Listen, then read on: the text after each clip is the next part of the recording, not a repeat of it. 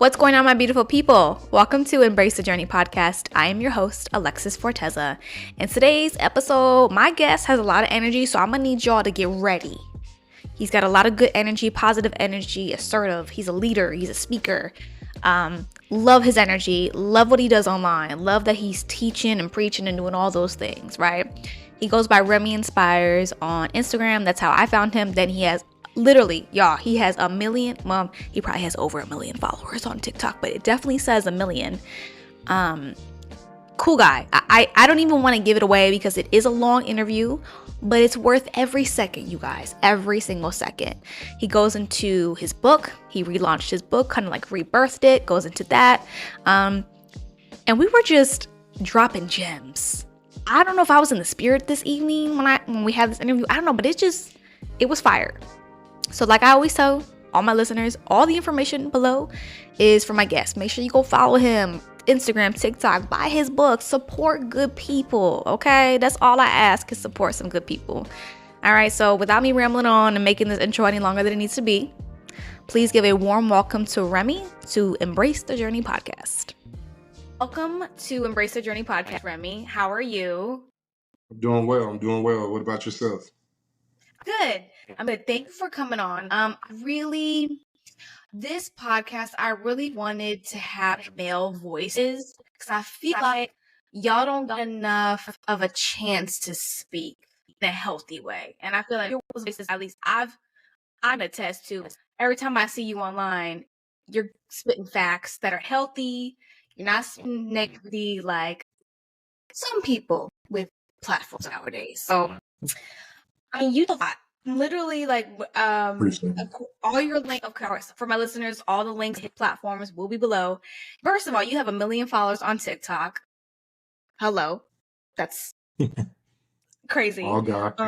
All God. Right. Listen, and you're a speaker, you're godson, and you just re-released.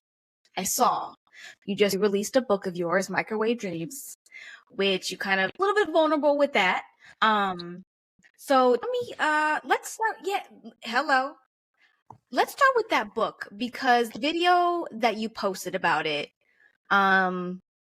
was very vulnerable. That was a vulnerable moment to share with people. So what made you first write it at the beginning, then kind of like let it go, and then God's like, nah, you put this back out there? Yeah.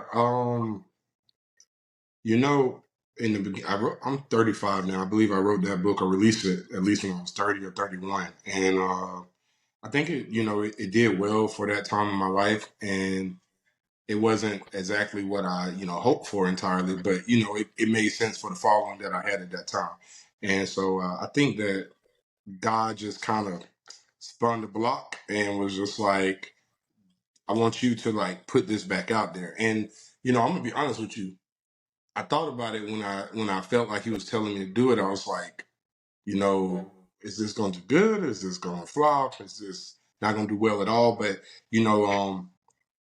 someone that I rock with heavy, Pastor Mike Ty, something that he said lately so much is obedience is not about outcome, and that's really resonated in my heart because I'm not gonna lie, there have been quite a few things in my life I've struggled to obey, and simply because I was thinking about the outcome. And so as I've worked a lot on eliminating focusing on outcomes, it's helped me to just kind of just do what I feel like God's saying do, even though it may not make any sense to me. And so it's a book about making your dreams come true, at a faster pace without skipping the process. And essentially, the whole book is just about, I'm really just putting a lot of my successes, but more of my failures in there. That way, it's like, hey, I wished I wouldn't have done it this way. So, how about you do it this way? Because a lot of times, the people that we see have success or have influence, they don't really share the stuff that they got wrong. They don't highlight that as much. And I wanted to highlight that a ton because that's the type of stuff that could help. I wish somebody would have done that for me ultimately. So yeah, here I am re-releasing it. And it's just an act of obedience. I actually have an entirely other book written, like I have a actual physical copy of it. And God was like, no. And so it's this whole book thing is weird because I really want to release a lot of books. throughout my lifetime, Lord willing. But for right now, this is where he has me. That's what he said. He said, "Nope, you're not doing nothing new. You're gonna redo this one." Like, Right. I think, and I resonated with that, with your whole situation, because I had a podcast before this one, and I was like, it was like 2 years ago, and I was like, okay, I guess it's just time to put it down. And then all of a sudden, God's like, hey, yeah, I want you to do this again. And I'm just like, sir, no.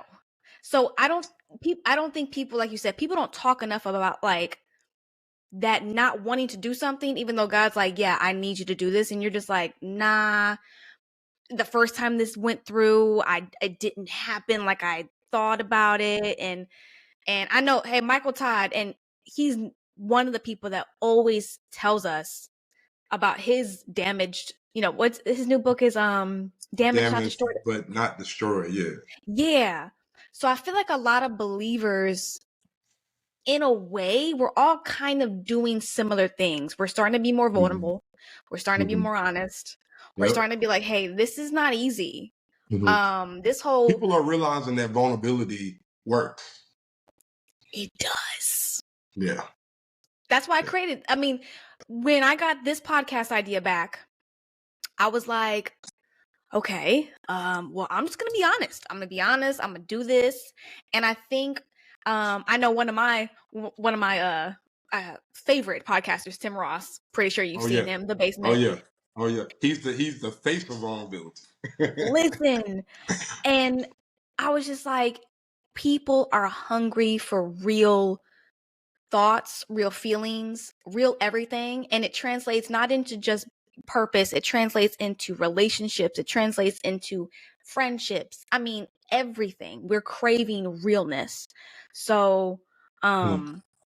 I can imagine how you feel, because, like you said, you want to know the outcome.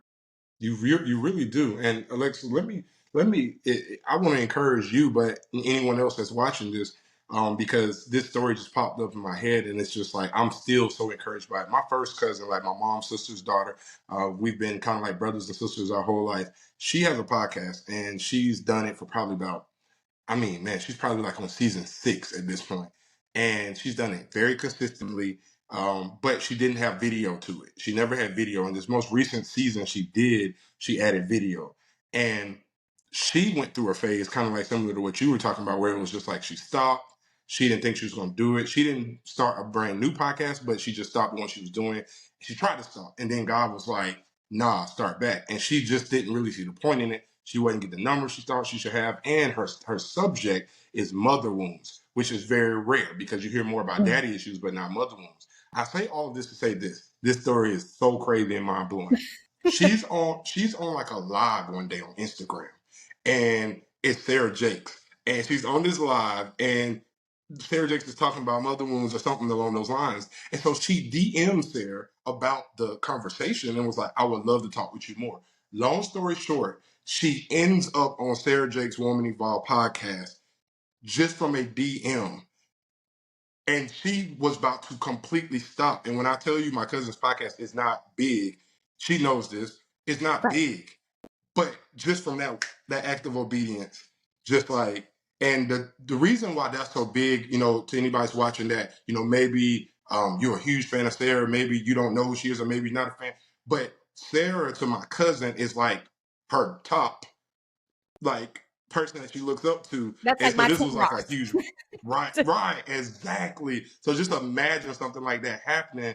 Imagine Tim just being like, hey, I saw an episode of yours and I would like for you to come on the show. And it's like, you're like, I almost quit this entire thing. Like, and so, man, let me tell you, it really is not about the outcome, because God will just in 1 second can just decide whatever. And that was her story actually kind of encouraged me to even obey with the book, because when I tell you, this book doesn't even really, it doesn't fully represent where I'm at right now. It's a powerful book. I read through it now and I'm still like, wow, there are things in this book that I live to the point to where if you're really close to me, I say things like CCG, which is constructive criticism group, which I put in this book. It's different things in this book that's just my lifestyle now. But where I'm at now, what my focus is a little bit different. And nevertheless, though, it's like, well, I don't know what God's finna do, but He's finna do something. Listen, well, thank you for sharing that story because that's very, man, I've always said to myself, I've even applied to Tim Ross's, like, they're like, oh, Oh apply yeah. if you want to. Hmm. I've done it all. And I said, man, if I just get on, if I ever, I told myself, if I ever get invited, I'm going to cry. I'm just, so, but you're right, because with the story you just shared, your story about re-releasing a book, and you're not even in that season anymore. You've grown, and you're Right. like, okay, you want me to share an old version of me? Hmm. Okay, God. Hmm. In conjunction with me picking up this podcast again, I can't help but think and see that, like, obedience is really the key to everything with God. Yeah. He doesn't care, because I'm a woman and I will plead guilty. I am a detail oriented girl. I want to Hmm. know the details. I want to know in an Excel spreadsheet how it's going to happen. Um, I need plan A, plan B, plan C. Well, that is quickly going down the drain with God. He's like, you know. Completely opposite. Yeah. So, um, I mean, it's just crazy. But like, so where are you now? If you could, since the book is an old version of you, where are Mhm. you now in your journey, just within life, personal development, and all of that now? Yeah. So, quickly before I answer that, I just want, because you said something that was so crazy when um, you're like, God, do you want me to write this? And that's where I was. You know, one of the things God spoke to me on, I'm getting chills saying it right now, was He was like, you know, there's still people that are in that same place, right? Like you're looking at it like, oh, I wrote this book.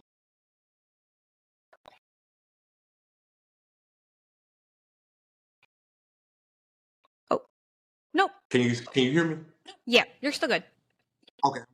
Okay. God was telling me, He was like, you know, there's still people in that place, right? And I'm like, oh, wow. And so it's like, man, we can be so quick to focus so much on where we currently are and what we want to currently provide that we forget that what God gave us in one season still applies to somebody else, right? And it always will. That's why there are books like, what's that book?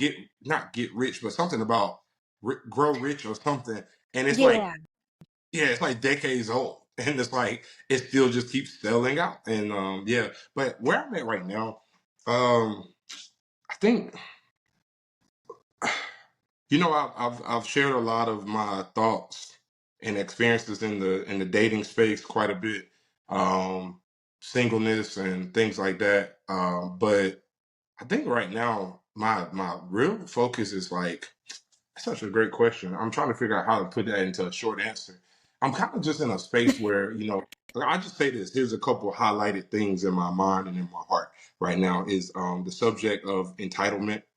Um, I would say Okay. humility, obedience, and I am in the process of writing a new book that's about how the lies that we believe uh, shape our life and how to replace those lies. And I just think ultimately I'm in this space where like I want to like be every.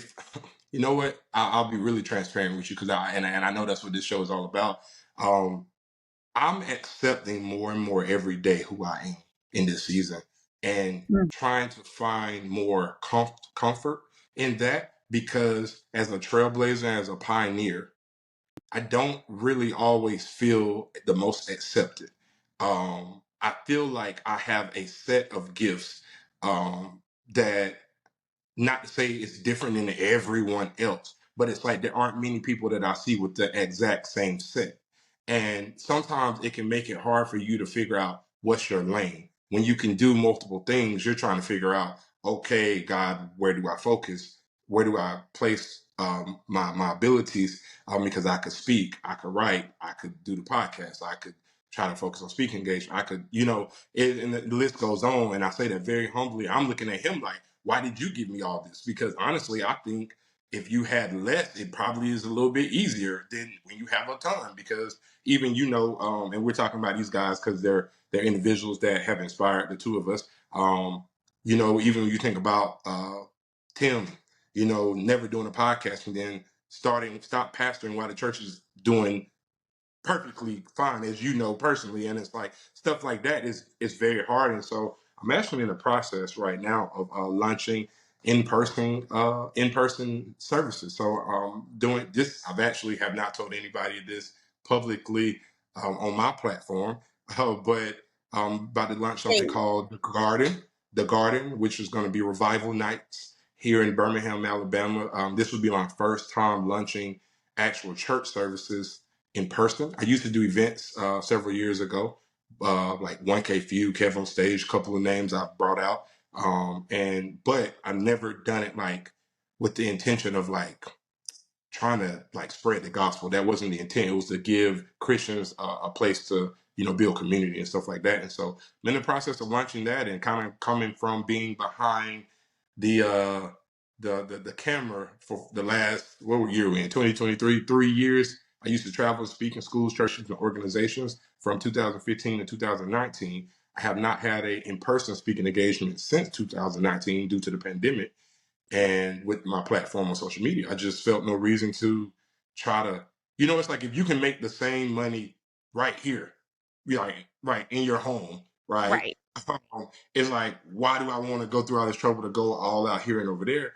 But God literally spoke to me, like I say this, and I'm gonna hand the mic back over to you. This was obedience. This is the perfect example of why obedience is so heavy on my heart. I felt the Lord say, Remy, I want you to start back speaking, like get back out there.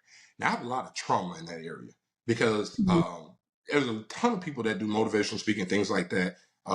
But people don't know how hard it is to get a speaking engagement that is paid.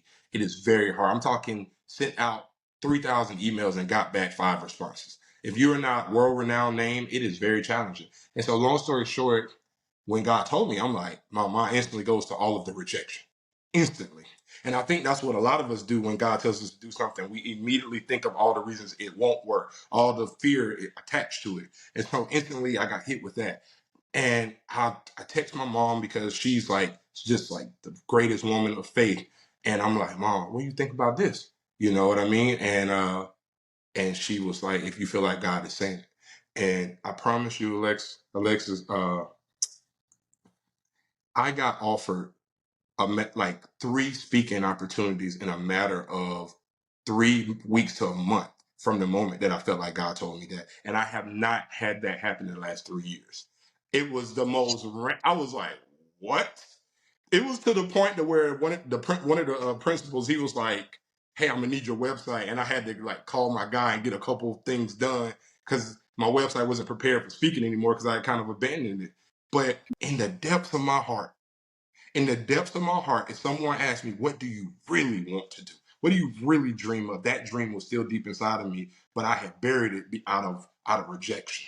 And Yeah. so, man, that obedience, that yes, it will open up doors in a way where it won't just be for God, but it'll be a blessing to you. Yeah. Whew. Let me digest that because that is. I feel like God, like I think Tim Ross said, he's like, God don't play checkers, he plays chess. Yeah. I mean, it's what I find so interesting is that he tells you to do something again, knowing all of your rejection, all the fear. It's not like like God knows our feelings.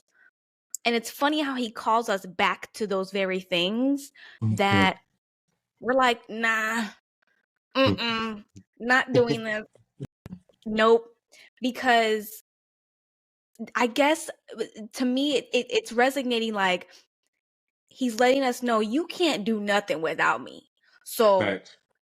I'm going to stick you right back in a situation that I know that you feel rejected. You feel like it's a waste of your time. You feel like you're never going to get paid. Bet. Let just say yes to what I just told you and boom. Because you can't make that up. You literally were like, all right, God, like, okay. And then boom, you get 3 gigs. Like, Mm. Yeah. Yeah. I guess I'm this and I'll say every guest that I have had so far, it's like y'all preach to me more than I think I'm the interviewer, and I'm just like, I think this is for me today. Um, so yeah, that's inspiring because I think a lot of people struggle, especially new believers. They struggle with the idea of obedience because they think obedience is gonna feel good or it's gonna make sense. I got a problem with obedience making sense, Yes. like because it don't make sense, No, it doesn't. It and it doesn't make never any sense. will. Nope, it won't. You know, a phrase that I'm really attached to right now is you can't finesse God. You can't finesse God. And uh, I spoke about this on my platform recently, and I was just talking about how like an example of finessing God is like trying to manipulate God, trying to get to where you want to go, not God's way. And you know, examples of that is we try to finesse God all the time. We try to finesse him through our routines. We try to finesse him with our talent. We Yep. try to finesse him with our evidence of why we are deserving, and all of it is connected to a sense of entitlement, and it's also connected to the fear of surrender, because it's like I want what I want, but I don't want to give up this to get there. And I can listen. I can preach that, speak on that way better than I can live that, because, like you said, it is very hard. Because although in most cases I do end up obeying, but is it always instant? Absolutely not. I'll be a liar if I sit here and said that, because, like you said, like how you said you wrestle with it making sense to me. I'm one of the most logical. Like if it's not, and I'm a man on top of that. Come on, like I'm super logical. Like, it's like, yo, this don't make no sense, guy. But I think I'll tell you, I'm just giving you all of the, because I've been asked to be on like some podcasts, and usually I don't really do them. And you know why though? Like it's not even because it's not big enough. It's like because it's like I can't see the fruit of it. You know what I mean? And when I don't Mm. know the fruit of it, it's just like I don't know if it makes sense for me. But I'm like, if I'm gonna come on here, I'm gonna come on here. And so I'm gonna tell you the God honest truth. The thing that really pushed me into a space of obedience, and I pray that this helps somebody, is I saw, I get chills thinking about this because it upsets me, but it hits me. I saw people pass me that were below me. Now, when I say below me, I don't mean like I thought they were below me. When I say below me, I mean they were below me in status. They were below me in regards to how quote unquote equipped they were viewed to be at that time. I almost say I was mentoring them, but they would come to me for advice in the space we were in. And I saw probably about 3 or 4 guys pass me, even and a young lady passed me in this space. And just watching that happen over and over and over again over years, you can't help but look in the mirror and start to think like, what am I doing? What am I doing wrong? What am I getting wrong? And the only thing that could separate the two of us, it wasn't talent. I mean, excuse me, not the two of us, me and them, it wasn't the talent. It was the obedience. They were, and I can never take that away from them. I can never look at any of Nice. them and be like, oh no, I deserve that more than me. Yeah, and when I was more immature, yeah, I did think I deserved it more because I was focused on my talent. But man, when I tell you, when God revealed to me, it was an obedience thing. It's like you can't finesse me because I'm the way. When he says he's the way, he literally means he's the way. You can keep trying to go your way. And the truth is, even if you get there your way, you won't stay there because you got there on your own. You can't sustain Hello. it. It's going to become more of a curse than a blessing at that point. It's going to be more of a burden than something that feels free. And so, man, that's really been my life story. And that's the thing that's my motivation and I know our motivation should just be because we love God, and I think that's a motivation that we all have to grow in more. But like just as equal to that, one of my main motivations is I just look at how much time I've lost, how many opportunities I've lost, how much I believe God has wanted to show me his love through certain things, but couldn't trust me with it yet because of the lack of obedience. And man, when I tell you I'm living that right now, and being inspired by that aspect of my story, I pray that that can inspire somebody else in your story. Like, do not keep thinking you can get there your way. You're just going to end up looking back being like, I lost time. And God can redeem that time, but there's no need to continue to waste more time. Listen, you can't finesse God. That you need to put that on a t-shirt and sell that, because It's on the way. It's on the way. hello. Because I don't think people understand, you really can't finesse the creator that knows every hair on your head, every thought, like, and like you said, and I think especially the young people, not that we're old. I'm 33, you 35, but we not 20 anymore is what we're Right. saying. You can't even out hustle God either, Come because on. culture says you gotta hustle, don't you dare rest, you gotta Yeah. you gotta go to every event. With God, he'll be like, nah, I want you to take a year off. What do you mean? Right. And then if you obey, because that's the secret, if you obey the way he has your life paced, because everyone has a different pace, you will get ahead of people who were quote unquote hustling. Because I've Yeah. seen people outwork God's timing, and like you said, they might get there. Yeah. And you looking like, wow, they actually got there. But then when you start talking to them, they're miserable. There's Miserable. no peace. There's nothing. And that's when I know, I said, oh, you did this on your own strengths. So of Yeah. course you're tired. Of course you're just, I don't want to do this no more, because I know for me, there are certain areas, even for me, I'm like, God, I am behind. Like, that's like one of my like thorns. Like, I just always feel like I'm behind in life. Yeah. I can relate. I can relate to that. Do you know who else? You know who else what trying to finesse God? Like who's the face of trying to finesse God? The Pharisees. Pharisees. And they were Every the chapter. ultimate like they literally were trying to finesse God because it's like they knew everything, right? And they were trying to be these godly individuals their way.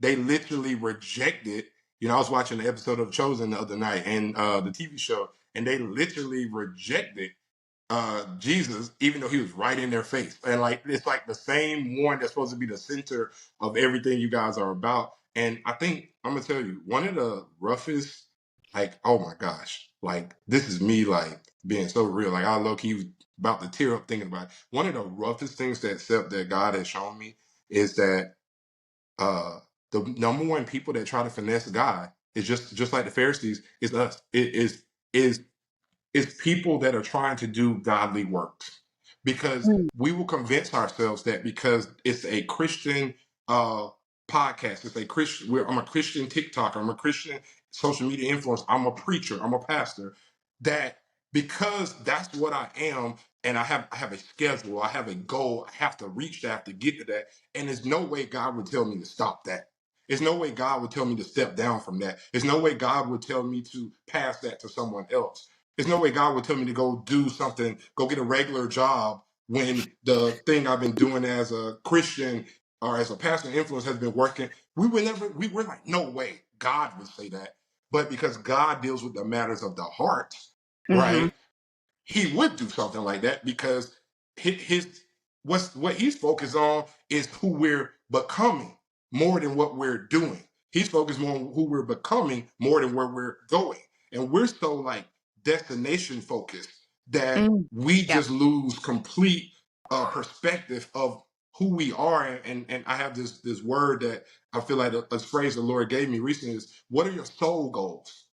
What are your soul goals, right? Like we're always talking about our dreams and our regular goals, but what are your soul goals? What is the condition of your soul, and where would you like for your soul to get to?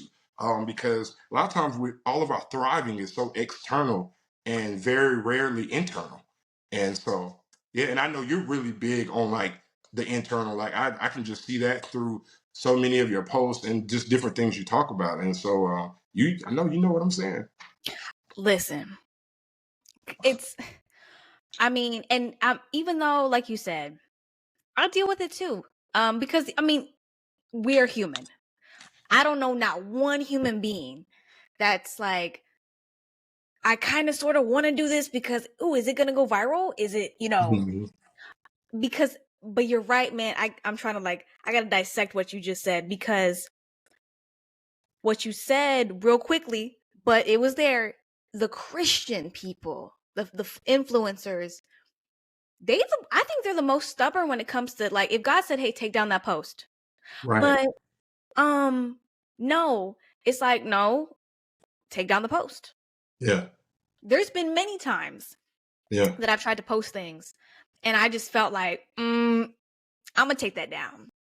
So, got it, because it's almost like if you really allow God to be your social media manager, your just overall, he will get you to where you need to go. It's just we're constantly wrestling with his way don't make sense. It seems slower, but what I think is hard for a lot of us today is because we just keep seeing these highlight reels, and we see these people pop out of nowhere with 500,000 followers. So we're like, well, if they could do it, why can't I do it? You have no idea, when they turn off that phone, are they even happy? Come on. Because Come I on. told God, when I picked up this microphone again, I said, listen, straight up. I mean, because I had a slight attitude. Because I was like, because he knows I'm actually kind of shy. People don't think I'm shy, but I'm like, I kind of am shy. Put my face out there. And everyone wants, nowadays we live in the world of like, oh, let's take a snippet of what she said. Oh, that's what she said. I was like, man, you sending me out here in wolves, literally in wolves in sheep clothing. And I was like, all right, God, well, because eventually, if you're very sensitive to the spirit, eventually you're gonna give in at some point, because he'll just keep nagging at you, like, hey, I need you to do this, I need you to do this.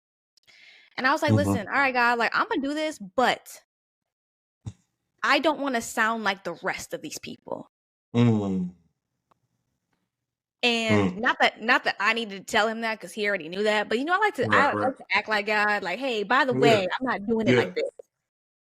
And I kid you not, today I was listening to a podcast and it was just negativity. I was like, man, we need some healthier voices. And it was like, if Jesus himself was like sitting right next to me, it was like he gave me the biggest smirk, like, that's why I told you to do this again. But obedience, you're obeying, I'm obeying, it's still very hard. I think the longer you walk with God, he'll tell you to obey, and it gets more and more confusing because it doesn't add up.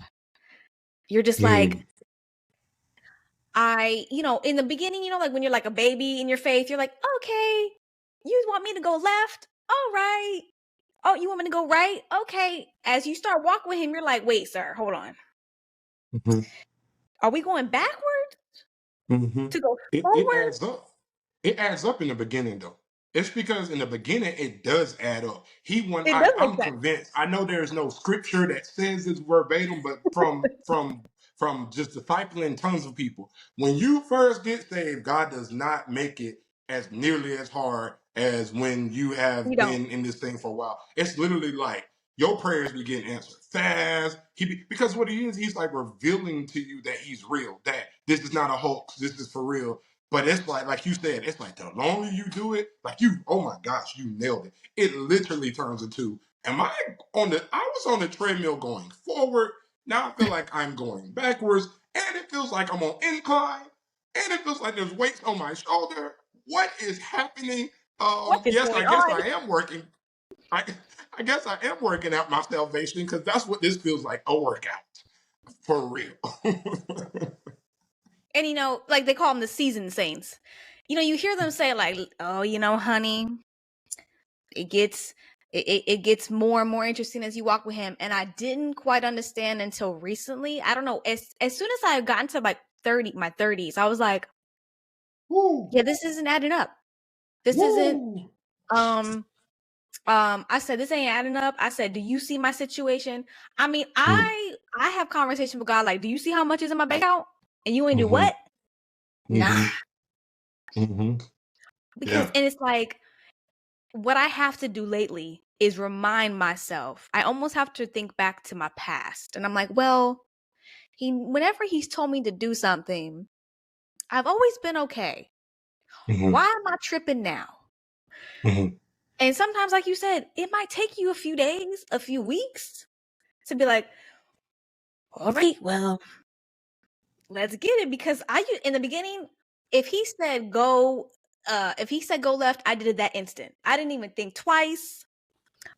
But now that I'm getting older, I'm just like, I'm starting to overanalyze. And I'm like, where is this coming from? Yeah. Yeah. Yeah. That's so But, real. That's you so know, real. yeah, like people think, and and I know one of my gifts is obviously being an encourager, and I have to use my voice. And people think like, "Oh, Alexis, you're so good at it," and I'm over here like, I am terrified, terrified. It's not easy.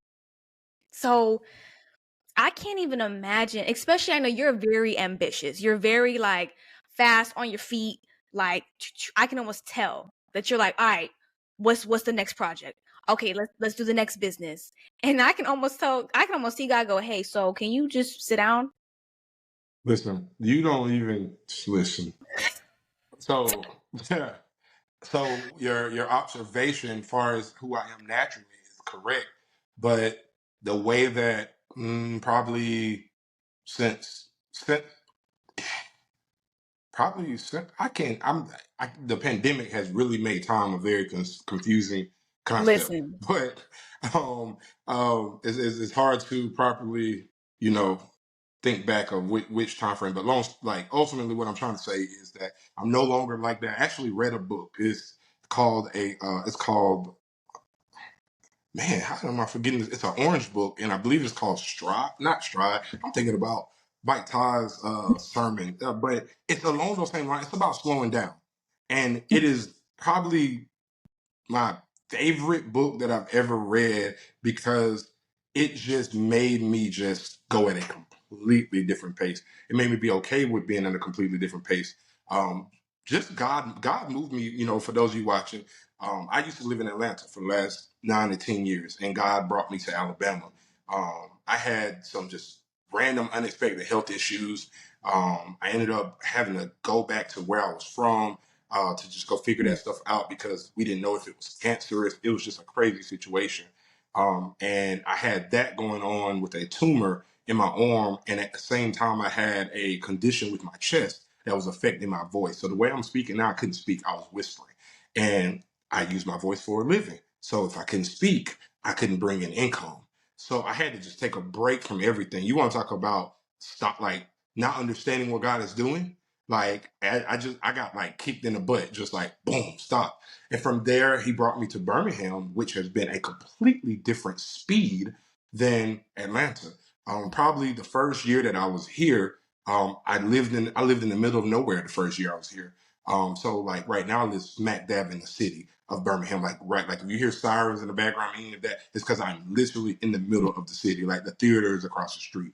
But the first year I was here, up until probably 3 months ago, I lived like in one of the outskirt like towns, and so I was renting a home out there, and it was like when I tell you silence, nobody out there, nobody that looks like me out there. Because if you know anything about Alabama, it's not a lot of people that look like me here. It's not a lot of people that look like you here, and it was during that time I started reading this book coincidentally, and it shifted my heart. It shifted my ambitions and at this point, like how you were talking about confusion, you have no idea how much I felt that.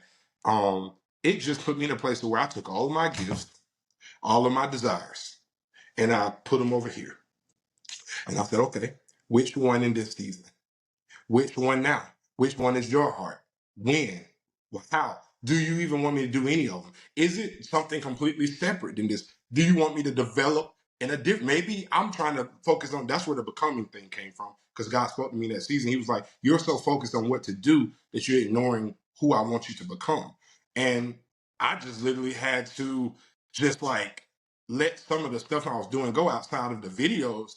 Other than that, it was just kind of like, all right, now I want you to focus on your heart. I got in therapy during that time again, and so forth and so on. And so I just think like, the obedience thing is crazy that that's what this conversation has come like ultimately ended up being about majority because that's really where I'm at. Like So I'm a speaker or whatever, and people don't realize, like, you know how you were talking about the ambitious thing. And I just want to say this because I take every opportunity to clear the air on this.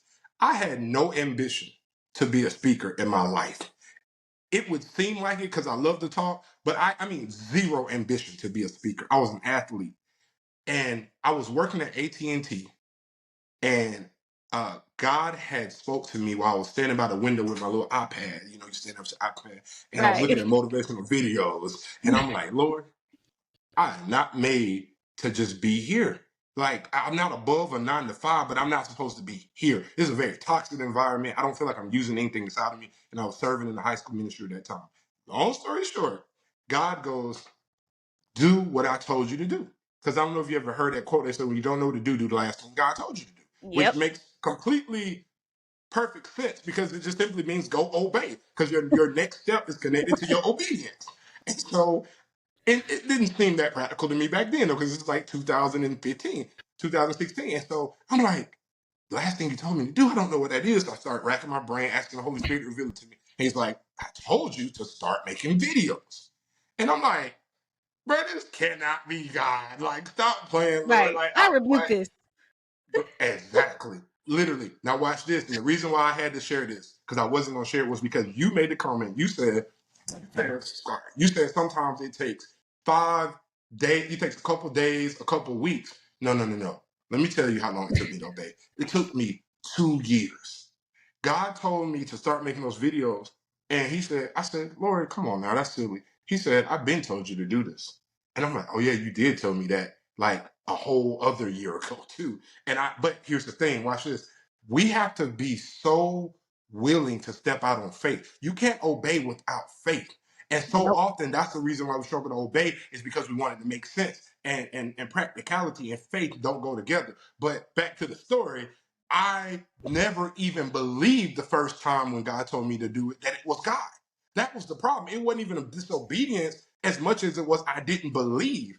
And so the second time, I'm really believing more that it is God. So now I'm like, okay, if I don't do it now, I might be playing myself. I I cannot make this story up, and I pray this encourages somebody. I dropped my first video on Facebook. I don't even remember what I was talking about. I created about 3 videos over the course of 2 weeks.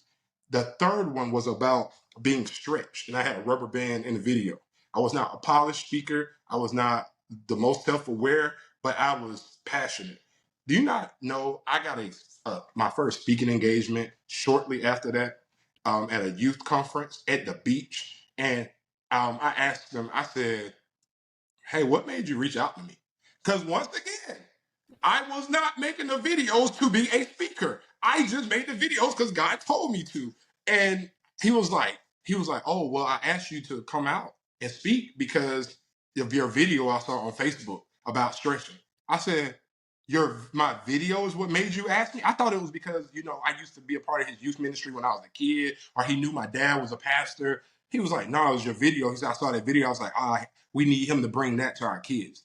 And I'm like, they paid me. They offered to put me in a hotel, and it was at the beach. God, and I literally said this to somebody yesterday. I said, when God does it, He won't just fix one problem. He will fix the problem you're having, and He will add some to it.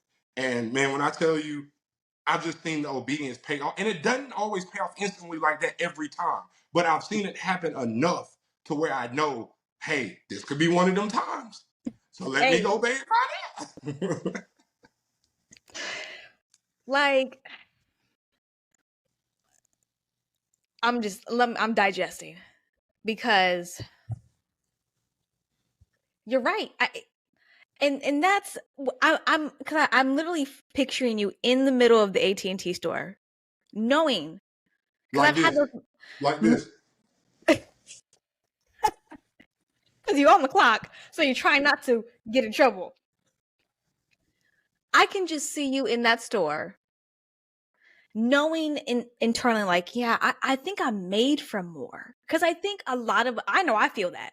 I still have a corporate job, and I'm always like, listen, I don't know why I'm here, but it pays the bills until you call me to something else. Exactly. Yep. And I can almost see you get that revelation again. Like, wait, you want me to do more videos? Because and we kind of roll our eyes or shrug our shoulders because we're like, man, because it's not the thing with God. When he tells you to do something, it's not hard. They're actually really simple things. Like, hey, post a video. Hey, take a break from social media. They're simple requests, but they're hard at the same time. If that makes like that's the best way I can describe it. Because he knows our heart posture towards the thing that he's asking. Like I'm gonna be so transparent with you right now. I didn't want to say this because I didn't want to look back. There is a video that I've been wrestling with on my page about taking down, and you literally said something about 20 minutes ago about that, and I was like, when I tell you, it struck me, and I was like, all right, I gotta go delete it as soon as I get off. But Dang. here's the thing: the video when I made it, I had something in mind that I was feeling, and I made it, and it took off. I think it hit like 200K because a lot of other people feel that way. Now, it's not a malicious video, but I think I felt a little prideful when I made that video, and God has been kind of nudging me about it. But I was like, maybe that's just in my head. And then when you said that just then, it was like, nope, that's God. And it was like, and then what you just said again just struck me again. It was like, it's a simple request. But why don't I want to take it down? Because that video is doing so well that it's bringing in probably like 50 new followers a day. So it's like, do I want to delete that? No, I don't want to delete that. But watch this though, Alexis. What we don't know is, and I could be wrong, the way God works, somebody might want to give me a speaking engagement of my dreams and come on my page and love everything except that video and be like, don't know about it. And God knows that. And he's like, and I can see him like, so I told you to take it down. Yep. Hey, then we over here pouting, getting upset. We're like, man, and that's why I hope someone, I know people are going to be encouraged, because if you're thinking that God's going to make you do something that's easy, I think you got the wrong idea of what obedience is. Obedience, and that's why I know if he tells me to get off social media and it's difficult, all right, well, we got some work to do. If he tells me to like I started this podcast, the reason I want to do it was because I was like, God, I mean, who's gonna really listen? Like, and then that's when I've noticed when we don't want to do something that he tells us to do, it's because we're relying on ourselves too much. Yeah. Yeah. Because if I cannot take down a photo or take down a post, if I can't start something or end something, that means somewhere in my soul, I'm in my control freak kind of like, nope, I got to control it. Nope, it's all me. Nope. And I don't know why it's so hard for us humans. I don't understand. Maybe it's just because of the sin. I don't know. But man, we just want to control everything. But also, when you have trauma with doing things a certain way and you thought they were going a certain way, if your whole world comes crashing down, now you got to deal with the trauma of when God says, no, go back to that very thing that failed you at one season.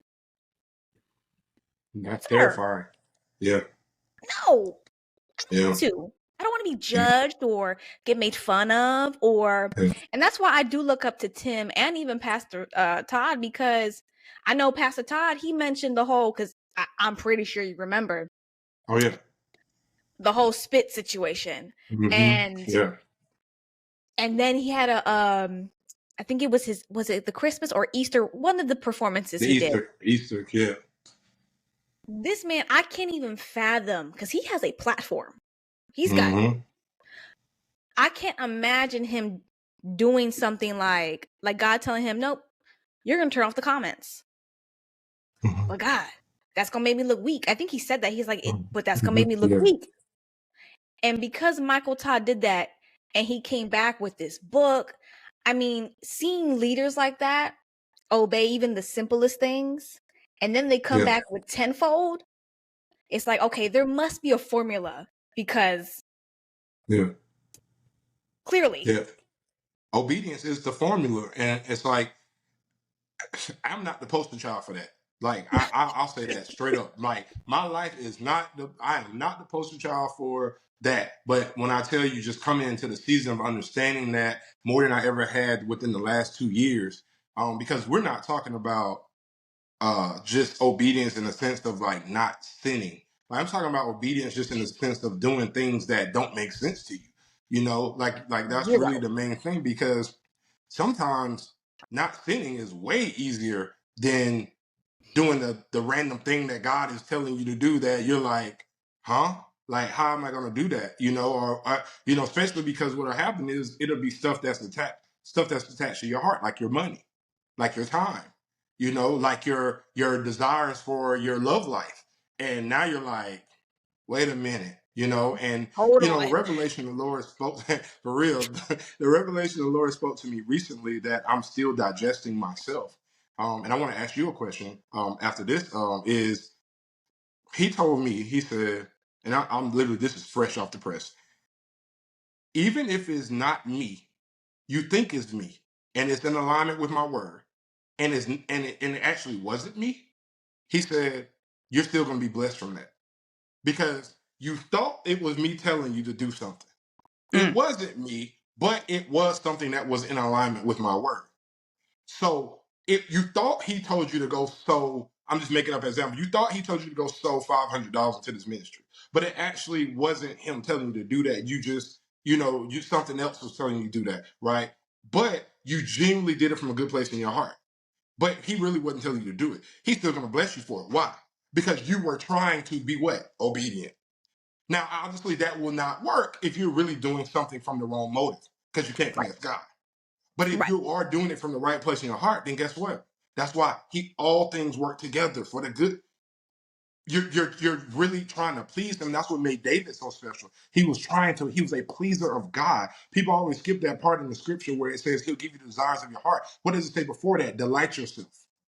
Delight yourself. What does delight mean? To please greatly, Right. right? And so, if we really want the desires of our heart, to please greatly is going to also mean, to delight yourself, which means to please greatly will also mean what? Simply put, obey. You know, and it just keeps coming back to that. And honestly, it's like I said, I can preach that more than I can live it any day because it can be very frustrating. But it is the only formula because you cannot finesse them. And so, if anybody wants the Yeah. formula, you're like, hey, I want to get to the spot. Obey. Obey. I Okay. mean, obey like you've lost your mind. Because, you know, every person I know that I look up to that has gotten to the spot at an accelerated pace, whether it's people I knew personally that passed me or people I look up to, they were extremely obedient. And I'm like, let me tell you, you you can try to copy what you see you can try to copy what you see them doing now, but you can only copy their process through obedience. And that's 10 times harder. 10 times harder. Because only God knows what he's going to ask you to do. Well, I want to ask you, where are you right now in life in regards to becoming? What is a becoming space? What is a space in your life that you feel like God is got you in, like a character trait, if you will, or mindset, thought pattern that you know the becoming is happening for Yeah. you in? Hmm. I would have to say, I'm definitely in that becoming stage of owning my gifts and not dimming my light. I have a very bad tendency to, I don't want to ruffle feathers. Let me be quiet. Let me not show my light because it makes others uncomfortable. And I'm really in that space, maybe because I just turned 33. So I think it's like that. Jesus, you. It's that Jesus year, like an inner switch went off. But my level of like not caring about what other people think has definitely, mm, because mm. a lot of times when as God talks to me, because God talks to me very gently. He knows how to talk to his sons and daughters. And he's like, a lot of things that you haven't done, Alexis, is because you care about what other people think. So true. And I was like, when God tells you something, you just sit there like, well, Well, okay. You can't even rebuttal him because he's right. Really. So I'm definitely in that season of I'm to the point I don't care what people think. I'm trying to get every heavenly bag that's mine. Not money wise, but just every blessing. Yeah. Yeah. Whatever has my name on it, that's I don't care if you think I look crazy. I don't care if you think, oh, she's doing another podcast. I don't care. Like, Right. Yeah. this is my gifts. I'm starting to bet on myself more, and not bet on myself where I'm like, oh, I don't need God, but I'm really betting on what he No. gave Yeah. me. Yeah. And I'm just like in that season of like, I'm going to take up space because Yeah. I've spent too many years going, no, let me sit in the back row. Because naturally my personality, I want to sit in the back row. I'm not gonna raise my hand. I never was that kid in class. Hey, I was the kid that like knew how to figure out the math problem, but I just didn't want to go to the board because I didn't want to be in front of people. Like that was me. So I would withhold a lot of Understand you. information. I understand you differently as of today now, because we've spoken before, and I've heard you mention that you're shy, and I would strongly disagree with that. And tell me if I'm wrong with my perspective now. I think that when you say you're shy, what you're saying, you're speaking in regards to your desires. Like you don't have a desire to be up in front of a bunch of people. But if you have to, there is a boldness there. If you have to or choose to. And I think because when you do speak, when you do show up, it is so bright, it is so bold, it is so passionate. I'm like, there's no way you're shy. But what you're saying is Yeah. I don't desire to do that though. But if I'm here, if I show up, then this is who I am. Is that correct? Listen, you hit the nail on the head because Okay. you're right. Because you know how Okay. some people they want the light, like, oh, pick Yeah. me. Yeah. I'm introverted. So I'm just like, listen, I got like one conversation, I'm done. I gotta go to bed. But because of my relationship with God and how he's kind of revealed that I'm not my personality all the time, like he's like, you might have a preference, Alexis, but I also know how you're made too. Because for some reason, when I get that boldness, which it has to be God, because Yeah. when I was a little kid, when I tell you I was the family, like I was the sibling that would be like, I just want a book and I'd be in my room and just in my own little world. So when I have to, listen, I put on the full armor and be like, all right, I got to speak. I got to do what I got to do. But then I'm like, okay, we done? All right, let me go back in my hole. Yeah. Like, yeah. So you Yeah. nailed it on the head. Yeah, because I get that all the Oh, time. Like, there's no way that you're introverted. I'm like, right. I really am. Very Nah, much for so. real though, like, cause you really are like a walking, talking powerhouse. Like you have a major voice. You know, you said something about I don't think you actually said the word fear, but that's what I translated it as when you talked about not wanting to do certain things when God says it, because I feel that, right. It was when you were talking about what people would think and stuff like that. Yeah. And you know, lately I've ran into that as well, which was kind of weird because I feel like that's the complete opposite of my personality. You even told me something like that. You told me I was very unapologetic. But this is one space that I have a lot of timidness in, because of a lot of church hurt, because of a lot of things I grew up seeing. My dad's been a pastor since I was born. I've experienced personal church hurt, serving in the church. That was like my first personal church home as an adult.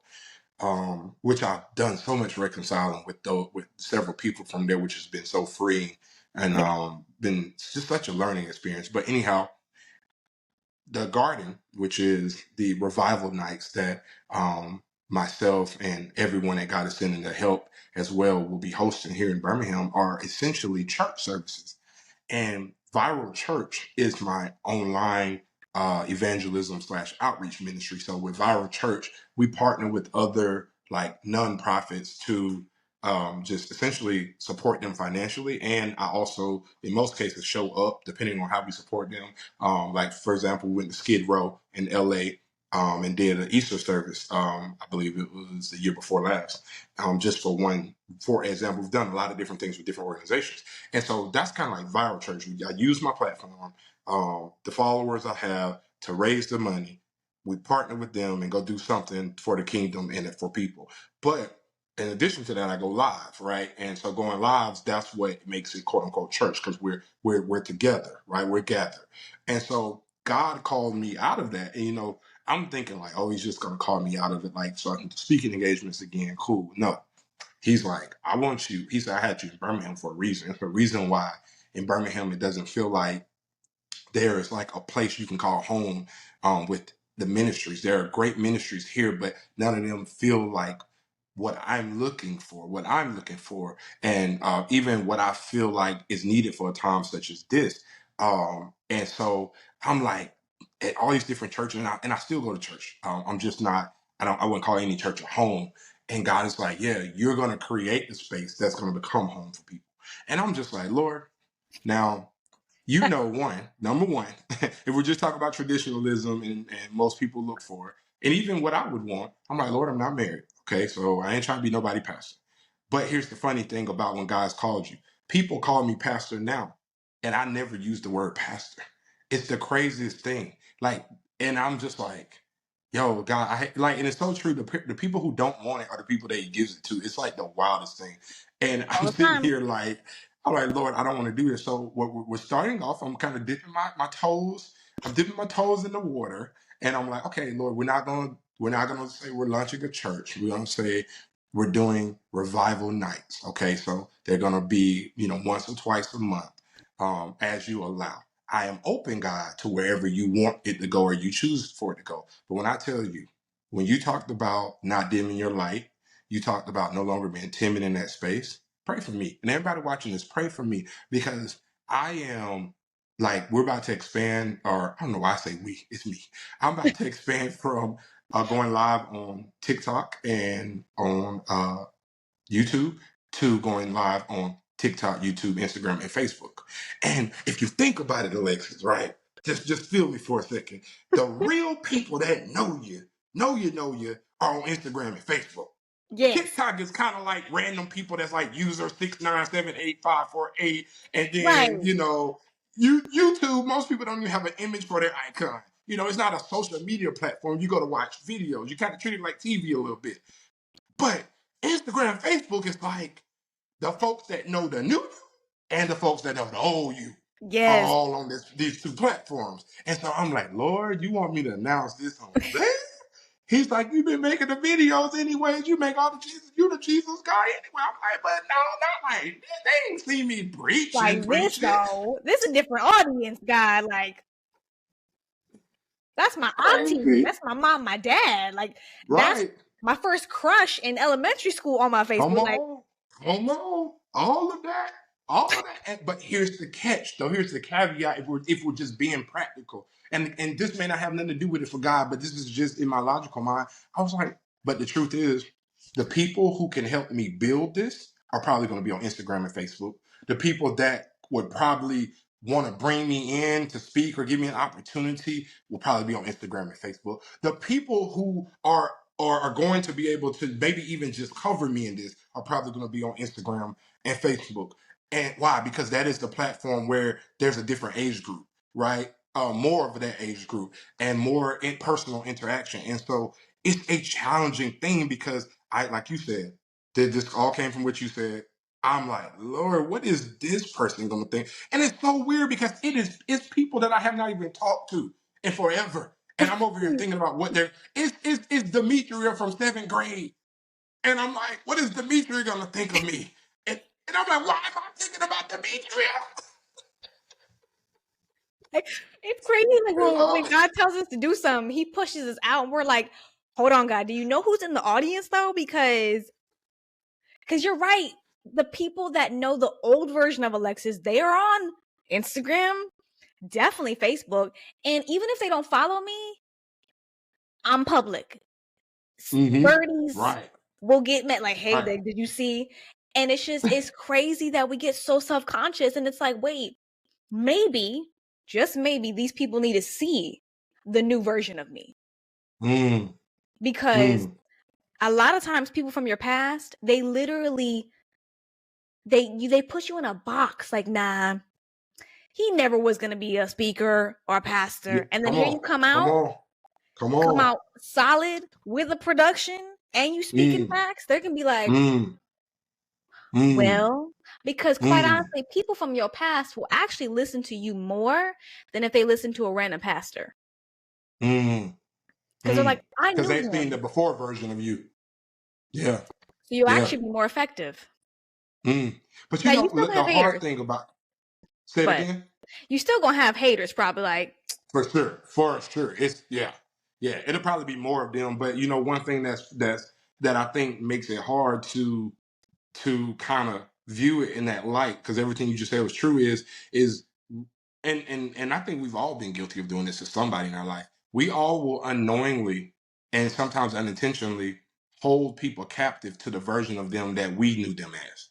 We yeah. don't oftentimes give people a lot of space to truly change, especially people that have offended us, or Hmm. hurt someone that we care about. And but what we don't talk about enough, or we don't really picture it for how crazy it really was. Paul.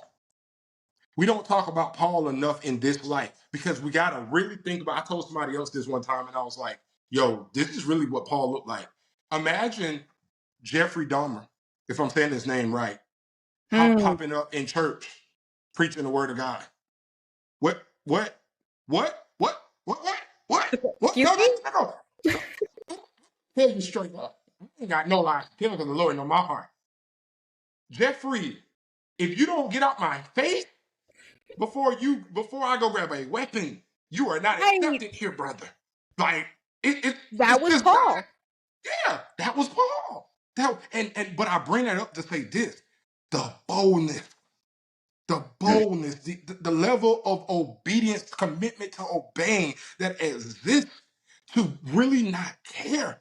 Do you know how bad Paul would have got ate up if social media existed then? But he was committed. He was committed to what God had told him to do, and that was his whole focus. And Just now we that, and read if we about can, him hmm? every day. Now he in the book of life and he wrote most of the New Testament. It's like, Come wow, on, you're right. That would be a modern day Paul, because honestly, I would probably look at Jeffrey Dahmer like, nah, that's nah, Satan. man, That is no, definitely sheep, a wolf in sheep's clothing. And it's crazy because that Paul he legit killed believers. Like that was his specialty. that was his 9 to 5. Yeah, I'm gonna get up every day and kill believers. It's like, wait, what? It's so crazy. Like I feel like we normalize his story so much, and I'm like, it can never be normalized. It is. We need to always remember how Remember. crazy that is, and it makes no sense for us not to be doing our due diligence if Paul was able to do his. Like, it just makes no sense. And then when Paul did speak about the word of God, he did it in such a gangster way that I Hmm. was like, he's got a point. So, Paul was crip walking all through the Bible. It didn't make no sense. It was crazy. It was crazy. He's a wild dude. and when you mentioned the garden, that's what you're creating. I literally sometimes in life we look for other tables to sit at when in reality we need to create the table. Come on, stay right there. Because I've definitely experienced this year what it felt like to try to sit at different tables and and then realize, oh, they're not even inviting me. Well, and then I'm over here getting upset. Like, well, I really thought they would like me. And God's like, maybe it's your time to build a table. The minute I built my own table was the Mm, very minute people started coming to sit down. mm, And I think sometimes, and just like my feelings with the podcast, and because I love podcasts. So before I started this whole one again, I just kept hearing all of this negativity. I was like, man, we really need some positive, healthy female and male voices with some hmm, microphones. hmm. Here comes Absolutely. God. Hey, so can you do it? And I'm like, oh, I wasn't suggesting me. It's like, it's funny because what we desire, it's almost like God's like, okay, well, you make it then. You be the Mm-hmm. solution. And you're now becoming the solution to what you want because you haven't found a church Absolutely. home yet. Right. No, yeah. And that's what I'm trying to do. Let me ask you something. What is one healthy piece of advice or just or something you wish people would know? Like, so if you can, I know I'm putting you on spot. You're supposed to be asking me. You're interviewing me. It's I want to ask you hey, because you have such a mind of your own. What's one thing that you would want women to know, and what's one thing you want men to know? That's a healthy piece of advice. So like almost like maybe separate pieces of advice, or if you're like just only just one, cool, in regards to the dating relationship space, because you talk about how like it's so unhealthy and toxic. And so what's one piece of advice or one revelation or something you would want, like, women, I wish more women would see this or know this or get this, and I wish more men would see this, hear this, know this, get this. ooh. And see, this is the one. God knows, I know I'm going to talk about this more because I'm like, I don't want to talk about dating, but I have so much advice. My advice to women, I want to do it separately because collectively I could tell umbrella, both Right. genders need Yeah. to Yeah. heal. Yeah. That's my number one statement. Please go ahead, get some healing. That's for both Yeah. sides. Right. Um, because we're too much on defense and we don't get Mm-hmm. nowhere when we playing two defenses. Like Right. for women, my number one advice for women is to do less talking and listen. Mm. Women just we have we can a lot of times, and I'm guilty, this is part of my testimony. Sometimes we say too much or we give a man the benefit of the doubt. We don't take into account, we're not observing, we're not listening. And then we realize we're caught up in, oh, this guy doesn't like me. Oh, wow, now I'm being abused. So I always like to tell women, listen and observe more than anything. Because, Mm. and it's funny that you asked me this because I was literally having a conversation with God about this. Literally. Because nowhere in the Bible do we have any type of tips, red flags, green flags, nothing in the Bible. But Mm. yet in the dating world, you open up your phone and I kid you not. Hey men, this is a red flag in women. Women, this is a red flag in men, and it's too much. Mm. So I'm the type of girl, when I go to God, I am like I'm like a child. I'm like, so question, how do we solve this problem? Mm-hmm. And I think because right now I feel like we're really in like a serious issue with both men and women being so hurt and so traumatized that Mm. we don't know how to be vulnerable anymore. We don't know how to be honest. Yeah. And I feel like that would solve a lot of our issues if we were just like, hey, I'm not looking for something serious, or I am looking for something serious. Mm-hmm. Um, but I really think we have to heal collectively, both men and women. We need Mm-hmm. to realize that we need each other. It's not That's desperate. good. It's not weak for both a man or a man's sake. I think it's commendable when either sex can say, yes, I need a partner because I cannot do certain things in this life if I'm solo. Now, Come on. if you have a Paul anointing and Mm-hmm. you are meant to be alone, that's your business. Yeah. But there is a reason why both men and women were created. Where Yeah. women are strong, men are weak. Where men are Yeah. weak, women are strong. Yeah. But all I see is us. What do you bring to the table? And oh, Mm. well, I bring all the money. So you need. It's we're not going to bring the same things. Yeah. It's never meant to be Yeah. like that. And the one thing I really want men to know is First of all, the question, what do you bring to the table? Please bury that. If I ever hear you say that, you getting blocked. I really want men to understand that with women, especially a godly woman, one who's centered, she's aware, she's got a softness to her. What she is going to give you cannot be quantified. Mhm. What a woman will give you can only be felt and seen through time, through sewing into her, through nurturing her. I think a lot of guys, because men are logical, I get it. Y'all like numbers, y'all like figures, but I keep And we're seeing not the most, and we're not the most gentle either. no. Yeah.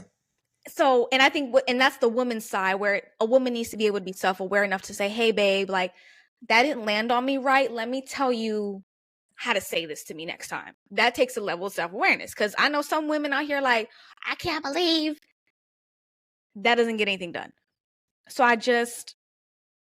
overall, people just need to heal, but men just know that a woman cannot be quantified through an Excel spreadsheet. If that's how you look at a woman, you don't understand a woman. You know what I'm saying? Like, and for women, and I think women need to learn how to talk to a man. I think women sometimes need to learn, hey, sometimes just learn your man. Learn how he's loved. Mm. I think it's just we gotta heal. We gotta stop being on defense with each other. We gotta stop lying to ourselves as well. Like, oh, I don't need Mm. nobody. Yes, you do. Yes, Yeah. you do. Because, and I think what makes me sad now is I'm starting to see people spiritually and emotionally tired to where a healthy person will come into their life and they have no stamina, no Yeah. desire. And it's like, wow, like God literally sent this Yeah. person and you're just like, yep, I'm done. So Yeah. that was Yeah. a We're long-winded making answer, but we're making new people pay for old people's mistakes, and we're and it's something that we do out of pride. yeah, Because I always tell people the revelation God gave me was that pride is simply us trying to protect ourselves from re-experiencing past hurts. And so anytime that we are, yeah, that was like that was something he downloaded in me for like a whole year, several years ago. So like I preach that, teach that anywhere I go, that definition of pride, because it was like, oh, that's all pride can be. Pride does not always look like, no, you got me messed up, bro. What you think this? No, sometimes pride is just simply like you won't even respond back to the person because you want to protect yourself, right. because you want to protect you more than you are willing to let God protect you. And so it stops us from one, experiencing the blessings God has for us. It can get in the way of us living our purpose, and it will stop us from being able to be used by God. You can't be a vessel and be prideful. The two do not go together. But both answers that you gave are so great, and I think one word, right? One, just like healing can summarize that. Another word that can summarize those two are is required, not even summarize, for those, either one of those two things to happen, like for women to listen more, for men to um I'm so sorry, I can't even remember the men one because I got stuck on the thing you talked about, the table part. I my mind went so deep in that. I'm trying to remember what's the thing. Oh, you Yes. can't quantify one. I think what both sides have to realize: humility. Yes. Humility has been lost. um so much humility has been lost, and as a result of what you said about the whole, like, people are burnt out and too tired to even accept like a blessing when it's right in front of you. Well, one of the biggest things that blocks that is entitlement. And I think that's something that we have to we on both sides, we need to be prayerful. I don't care if you don't believe in God, you still need to be prayerful. You better find something, some way to Something. pray. Because entitlement, when I tell you the Lord wrecked me in the area of entitlement maybe like a month ago, just it wasn't even in the dating world, it was in life. And what he showed me was that, ooh, don't let me get on here and start crying today, because that wasn't the plan. He wrecked me with it, because let me tell you, Alexis, Ain't nothing like when God showed you something in you that you were overly confident that didn't exist in you. Not that it never existed in you, but that it didn't currently exist. And he said, "Yeah, you're definitely entitled." I was like, "How am I entitled, God?" And it turned into a conversation, which I've never been a huge conversationalist with God in my praying style. And recently, because of someone else that I've seen their relationship with God be like that, I've been kind of taking that on. And so what I do is I get this. It's funny, it's just happened to be right here. I get this right here, and maybe this will help somebody else because it's been a blessing to me. And it has just like all white pages in it. They're just literally blank white pages. And I just sit there and whatever comes to mind, I just write it. Because journaling is great, but I can't always journal because I'm a writer and like you have to do all of the sentences fully. And by the Yeah. time I write one sentence, I forgot next thing. So this just something about a blank white page, I can just write little things. And so I wrote down the word entitlement. And then everything that God spoke to me during that time, I just wrote it down, and when I tell you, it was so crazy. Like you can even see, like, boom, I just flashed it, boom. It's like so many things, and one of the things he was like, entitlement kills your worship and your gratitude, right? Um, you will feel entitled to something because of the work you've put in, right? But your obedience is like this, but your work is like this. And so now you feel deserving, right? Here's another one that's so deep. This one is the one that's slapping the most. Your pain is like this. What you've gone through is like this. How you've been mistreated, cheated on, lied to, manipulated, all of that. Your experiences like this. And so now your entitlement becomes like this. Because a lot of times we don't realize that there's an alignment between what we've gone through and entitlement. Why? Because we didn't do what? You said it earlier. We haven't healed. And so we lack grace. We lack forgiveness. We're living on the defense. We're living with, we think it's expectation. It's not expectation, it's entitlement. Because expectation would be, I have faith for it and I trust God whether it comes when I want it or not. I will love him the same whether it comes or not. I will obey him the same whether it comes or not. That's the expectation. Expectation is healthy. Entitlement is your obedience wavers because you still haven't gotten what you want. Your faith wavers because you still haven't gotten what you want. That's how you know. That is the evidence of if you're watching this and you're like, I wonder am I entitled. Well, there you go. You can take some inventory. Let me tell you, the Lord showed me. He said, "You thought you could earn your way, and I'll be one last step vulnerable."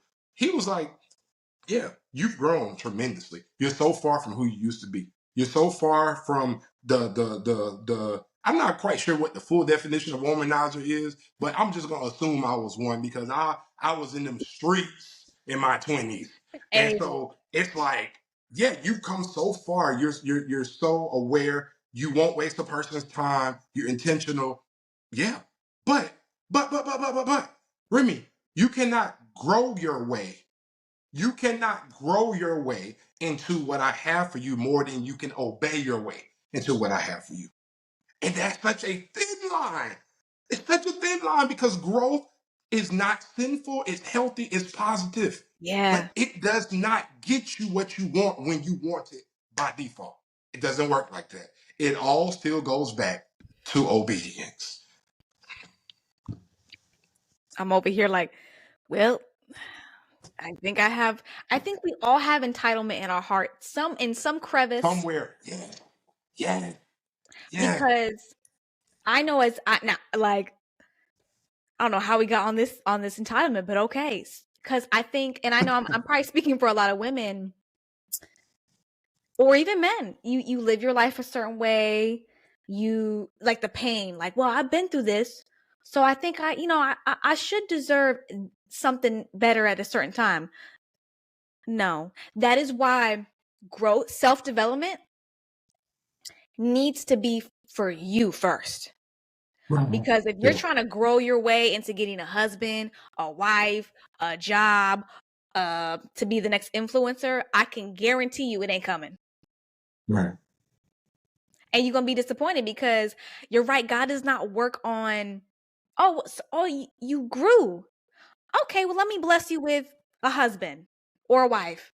He's like, it's just not yet, not time. What? Because that's gonna mess up a lot of people. because I know, especially in the healing realm, I think a lot of people are healing to get what they want rather than really healing to be a better person. People are not healing to live in their purpose. They're not healing just to obey God. They're not healing just to be a better person. They're not healing just to be a greater contributor to the planet. We are, a lot of us, we're selfishly healed. Like, and I think we're all guilty of that because we all naturally have desires and think, oh, if I do this, maybe it'll get me this. But here's the reality of it. And this has just been such a truth that I've seen up close and personal in my married friends, marriages, and even in my own personal relationships. People so quickly forget, like for real, like Alexis, like hear me on this. People forget that this whole thing, once you get it, if in the relationship world, like relationship aspect of life, marriage, it's all gonna be about death.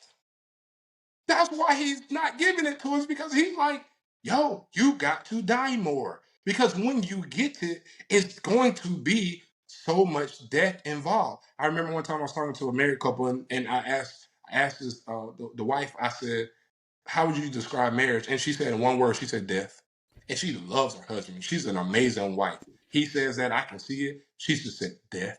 She wasn't like, I didn't say how you would describe your husband. I said marriage. She said that she didn't say it's just so great to have a person. It's so great to have, and anybody's entitled to their own answer. But regardless of what your answer is, let's be real. I don't even want to live with my closest friends. I don't want to be roommates with my closest friends because the more time you spend with anyone, the more their flaws begin to stick out to you. And so just because you love someone, just because you're attracted to them, just because you having sex with them, that does not mean that it's not going to be death. Oh, it's going to be death, baby. It's because when I Every was day. 24, I actually, yeah, I lived with the woman when I was 24 before I got saved. And which is interesting because cohabitation, the statistics for it show that if you live with someone, you're way less likely to get married. That's a statistic, not even Bible. That's statistic. So, regardless, even though shacking up ain't in the word, hey, the statistics show might not be the best idea if you want to get to the altar. And sure enough, what happened? We broke up. Why?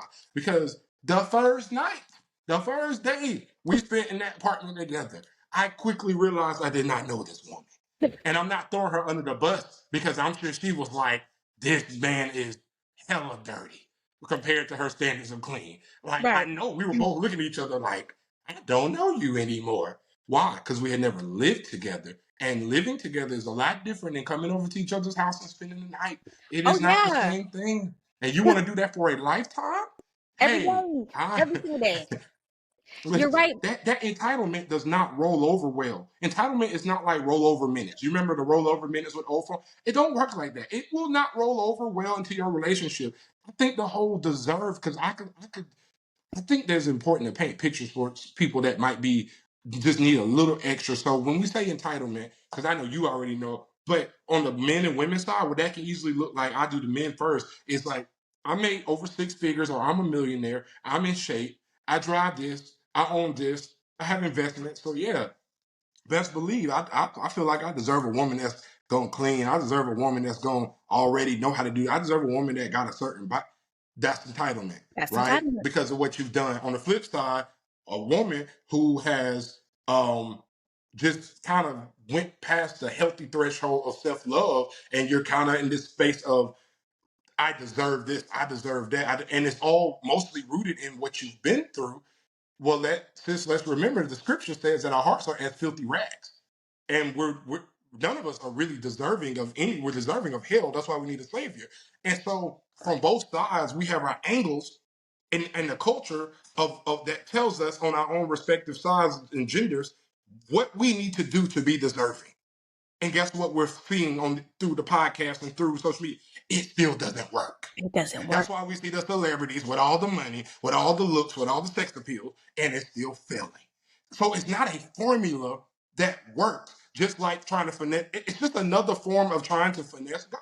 At the end of the day, you can't get there that way. And humility is the way, because guess what? When you get there the humble way, you will be able to stay there. Because those humble minutes, they roll over. They roll over. You're right, because as I'm sitting here, I go, because when you get into a relationship with God, He's gonna start repairing your heart. That's Yeah. His ultimate goal. Which our desire should be not only humility and obedience, but it should also be like, you know what? I want to heal so that I can exhibit the fruits of the spirit naturally. Mm, that's good. Not, oh, I'm going to heal so I can start being an influencer. I'm going to heal so I can get a husband or a wife. No, you need to heal the way God has your plan, your healing plan in place so that Hmm. you exhibit the fruits of the spirit every day so that when you have to die, Mm, you've already practiced, well, okay, mm, gratitude, joy, peace. So it's not that it's not going to be hard, hmm, but that learning curve won't be as bad. hmm. It's the practice. It's the muscle memory that he's trying to build. That's And it. we're rejecting it. We're rejecting it with our entitlement. We're rejecting building the muscle memory that's going to be needed when we get what we want. And that is why we see so many Christians getting divorces. And Yep. it's unfortunate because I even have some friends that have been through that. How do I say this? Because I don't want to share this. Let's just say I've seen people reach a point to where they're they've been married and then they suddenly are like, I don't even know me. I don't even know. And it's like this whole conundrum of a moment because you've built this entire life and now it's like, wait a minute. Because like people like you and I, we're single in regards to not being married and because I don't know your relationship status, but we're single in regards to not being married. And it's like because we're doing the work and have done the work, it's like it's going to help us at least at minimum not end up married to someone and then now we're starting our healing journey. Now Right. we're finally trying to because you want to know one of the scariest things that I've seen, Alexis, is people find Jesus while they're married. Because it's like, imagine if you're not saved and you marry somebody else that's not saved and you find Jesus and the other person doesn't believe. Can you imagine how hard that is? Like not you were saved and you married a non-believer knowing they were a non-believer. A lot of people do that. Not even talking about that. Not even giving my thoughts on that. Right. I'm saying the two of you were in alignment. Y'all were equally yoked outside of God. And now one of you finds God. Whew, man, that's an uphill battle. That's an uphill battle. That's yeah. I mean, and for me, like I'm single. Like I'm not when I put single on my taxes, it means single. So Man, I'm come on. what I will say as a woman who actively does heal, like I'm always trying to be better for myself. Right. Um, what I have noticed is that you get to a certain place within yourself that other people, like I don't have problems, and this is not to boast or to anything. I really don't have problems like having inappropriate DMs. I don't really have a lot of problems with having to turn down people because I am on such a journey that people can sense where I'm at. They're like, oh, Hmm. okay, she knows what she wants. I'm not even gonna bother because I know I'm coming in insufficiently. And that's I'm gonna put you on spot. I want to ask you, tell the people if this is true. Would you agree?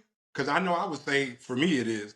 Would you agree there was a time in your life, a younger version of you, where there were a different type of man that used to approach you than the type that do now? oh yeah. Oh, Yeah. Yeah. because the broken version of me, Hmm. not that the men were trash, no. But the Yeah. men that would approach me when I was younger had material things that would blind me from who Mm. they were. Mm. Older me, it's more like I've had from the regular Joe Schmo to men with money, and Hmm. at the end of the day, their character they can sense now. They're like, yeah, it's she knows what she wants. Hmm. And it's like that's why healing for yourself, for the fruits of the spirit. That's why people come up to me and they're like, no, you just glow. We can just tell. And I'm over here like, what do you mean? Like, because I get told this, Alexis, you're so kind. I didn't know that kindness was like one of the fruits of the spirit. It's also a Mhm. gift. I'm thinking like, well, if everyone comes to Jesus, isn't everybody kind? Right. No. No. No. So I'm a testament, and I could literally talk like that. Like when you go and not even go, when you have a relationship with Jesus and you really genuinely want to exhibit the fruits of the spirit on a daily outside of you being in a relationship, I'll tell you this. I got a lot more grace for people. I have boundaries, but my grace and my willing to be understanding is far more than my younger self. Like, Mm. for instance, I'm not going to trip about if my man leaves socks everywhere.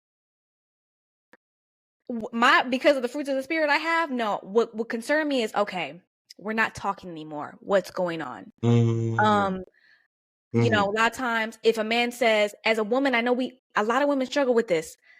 Don't try to fix your man if he's going through something. Yeah.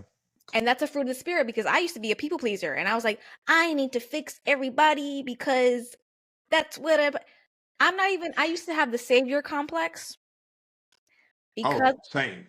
Same. I'm telling y'all, Same. Yeah. whoever's listening, like Yeah. if you truly, you feel like, well, I should have a man by now.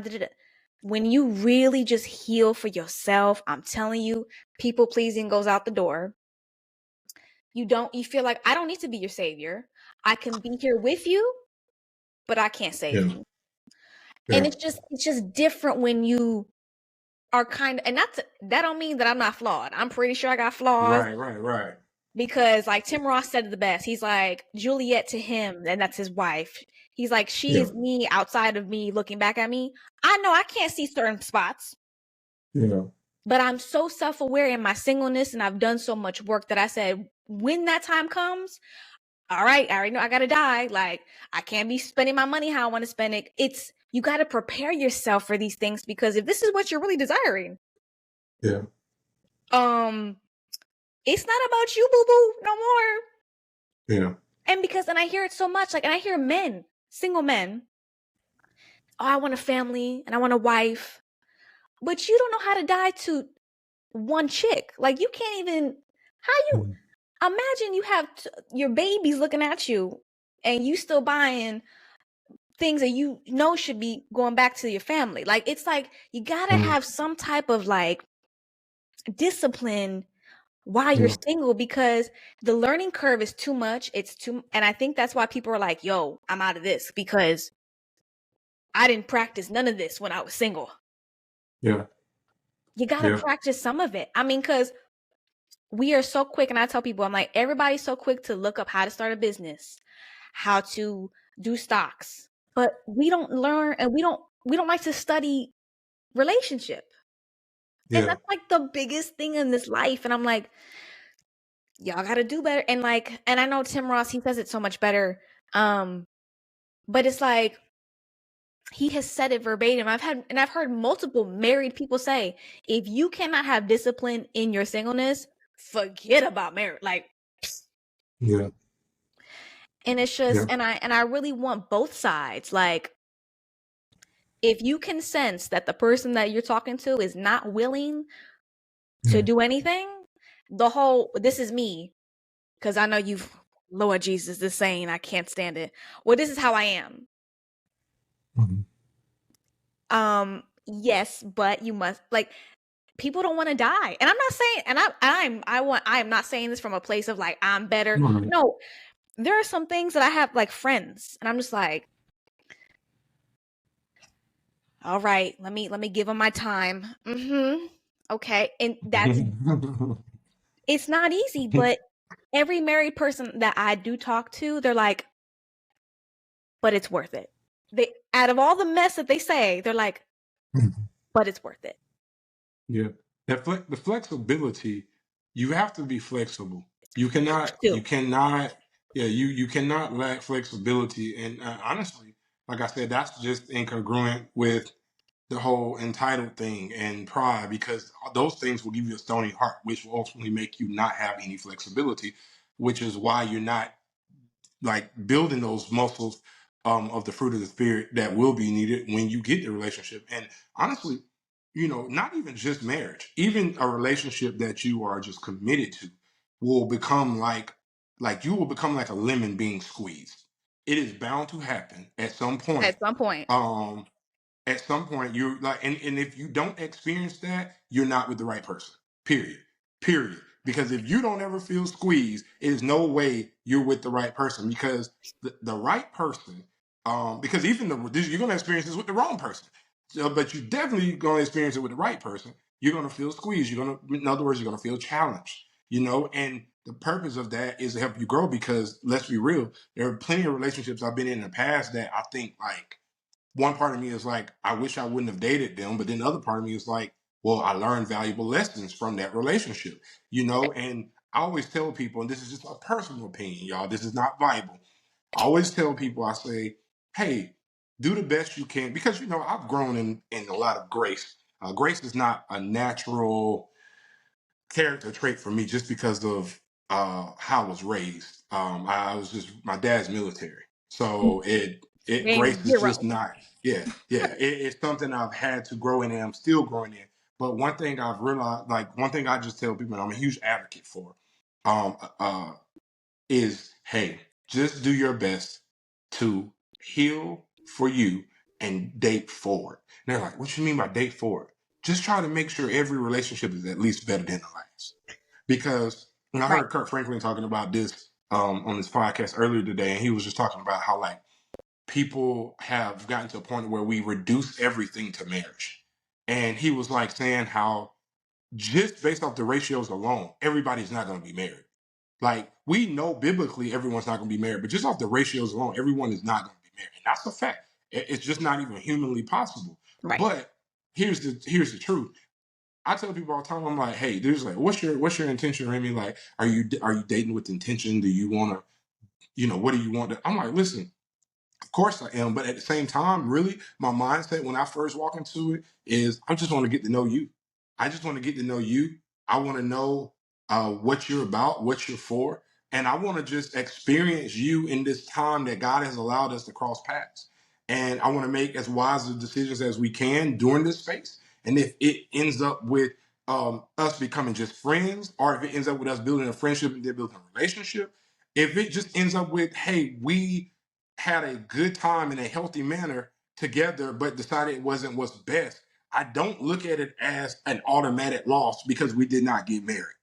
I don't. Right. And I think that if we could adapt that mindset more, we would have less disappointment because you're already going to have real disappointment when you get into the relationship that seems like it is going towards marriage and it doesn't work.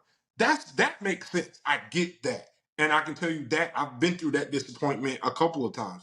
But this thing where it's like we keep allowing our hearts to become more stony from every interaction we have with another human, where we've gone on at least 3 to 5 dates. It's like, listen, you should know based off the history, the probability of it not working is much higher than it working because we're looking for just one. So if our approach could be, because I'll say this, and I'll say this one last thing about this on my behalf. One of the biggest mistakes, and this might be a harsh critique, or maybe it's just the truth. I don't know. Too many Christians stop being saved when they dating. And I'm not even talking about what y'all think I'm talking about. I ain't talking about lust. I ain't talking about the bedroom. No, I'm talking about what does the commandment say? Love God, love people. There's a way to be loving even though you're no longer interested. There's a way to be loving even though the two of you don't know each other like that. Like, because here's the reality of it. If I'm just making up someone, if Joe Blow or Christy Sue had to tell a story about their experience with you in the short time that y'all were texting, DMing, writing on that date night, whatever, would they say they felt like they could tell you were a believer? Or did they feel like, oh, you were just another person on the app, another person they encountered? You were no. If they were to say they've had better experiences, way better experiences with non-believers than they did you, the atheist was more kind than you.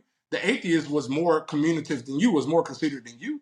Then we got to ask ourselves: are we taking off our Christian hat in the dating world and then just putting it back on when it's time to go to church and we get around our girlfriends or our homeboys? Because many of us are doing that because why? We're living in defense. because the dating world is so toxic, Mm-hmm. toxic because it is, that it pulls out the toxicity in us. And I've even been guilty of this. I'm not just preaching at nobody. I've been guilty. I've had to catch myself when, because people will try you out here.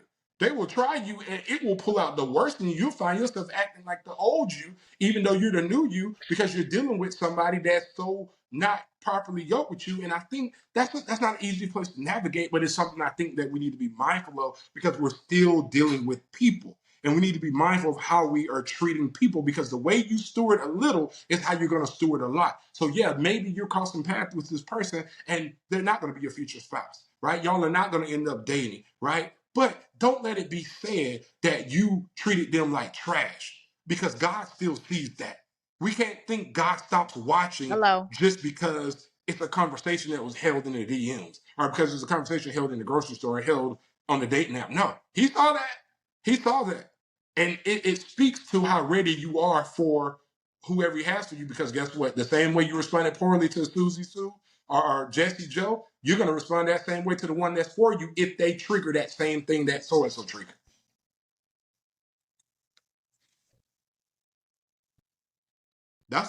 That's a That hard reality that when for I any tell of us, you, myself included.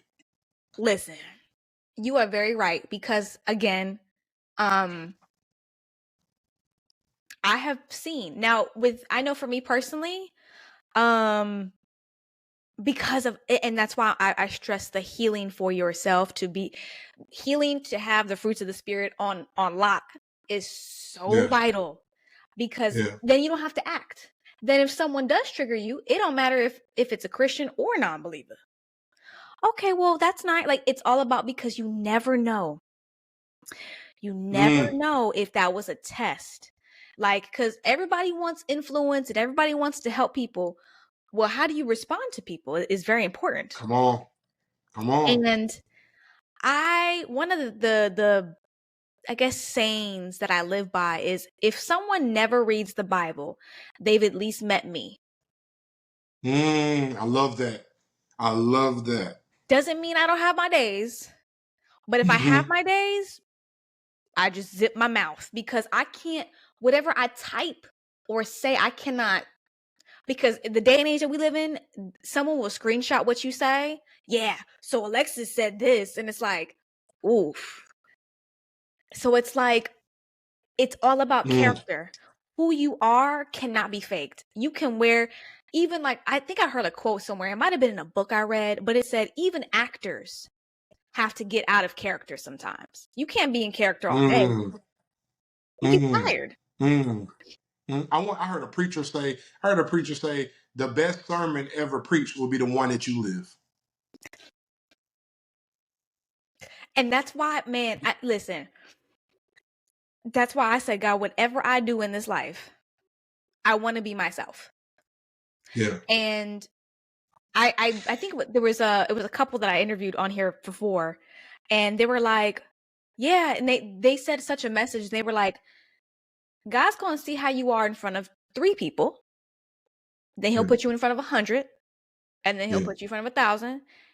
And what that is are you going to be who you say you are in Yeah. every single room, in every single DM, in every single situation? Because I know some Christians, God forbid somebody at work gets on their case, their emails are very passive aggressive. And I'm like, Mm. and even like, not even about kindness, like, even if you have inappropriate DMs, you are still representing, if especially if you're the person that has in their bio Proverbs 4:23, and now you have a DM, you know what I'm saying? Now you have a DM string that has you being a little bit now you're confused, and that's why people don't believe us anyways. Because That's facts. That's facts. so listen, that whoo, I because my heart posture is different, I hear the wisdom in that, but I know some people are gonna be like, well, it's about what kind of ground, because Yeah. that's very true, because I don't care. Your neighbor might not see your phone, but God sees your phone. He Yeah. sees everything. Yeah. Yeah. And I just want to balance it and just say I'm not encouraging anyone to not have boundaries. You know, that doesn't mean you're Right. not allowed No. to walk away from someone. That doesn't mean you're not allowed to let someone know that, you know, you're not going to tolerate disrespect. But it's I think it's more about the how we do things, not just what we do, but how we do it. And I think that's how we exemplify the light. Because sometimes you're gonna have to stand up for yourself. Sometimes you're gonna have to Right. correct people. Sometimes you're gonna have to walk away. But how you do it, it is just, it says everything, and we won't always get it right with every single person, because there's some individuals out there, boy, that will make you want to just say the craziest thing, you know. And we that's why repentance is available, and God didn't expect us to be perfect, but I think for us to just have that mindset, that thought process, just remembering, hey, I'm a public representative of Christ, so let me be careful. And, you know, I don't get it right all the time. Nobody gets it right No. all the time. But I think that is the least we can do is at least have it on our mind. At Just at least least filter our choices through it. because I like to tell people, I'm like, I might be kind and I might be very good with my words. That don't mean that I don't have the petty response ready.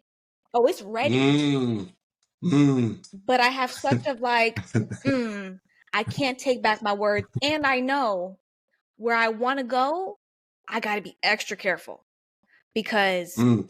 if I'm called to somewhere higher with an actual platform one day, guess what people want to start doing? Getting the receipts. Oh, for sure. For sure. For So, sure. And man, let me tell you, just with, like, you know, the following God has blessed me with. In the last year, I've grown on other platforms, because it was just TikTok, but now God's blessed me with the growth on, you know, the YouTube and the Instagram, and the the desire to clap back. Let me, I've you know, and experienced that just honestly, yet. what we were talking about y'all won't say yesterday, earlier in the conversation, um, you know, you really have inspired me in this conversation, to just hear, like, some of your hesitations and holdups for uh, why you were almost not about to step back into the space and do certain things, and how you're just so heavy on the Lord. I just want to really be vulnerable and be me, in this season all the way, and that's just how I'm going to approach it. And, you know, whatever happens from that, it happens. I'm nervous about it, a little concerned. At least I was, but I'm gonna do it. I'm inspired by that, because there's a version of me that I don't show up as on social media.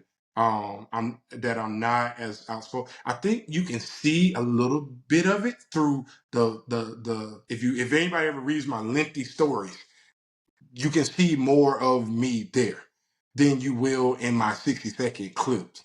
Right. And that's the version of me that I've been encouraged to be by a lot of people close to me. And I even feel like in this season now, I feel God even nudging me. I'm actually finna launch a podcast. Funny, because I'm literally have sitting right there in Hey, front of me, and the camera, all that. And it's something that God's been telling me to do for several years. It's almost like the speaking thing. It's the only other thing he's ever had to tell me to do for years that I still haven't done.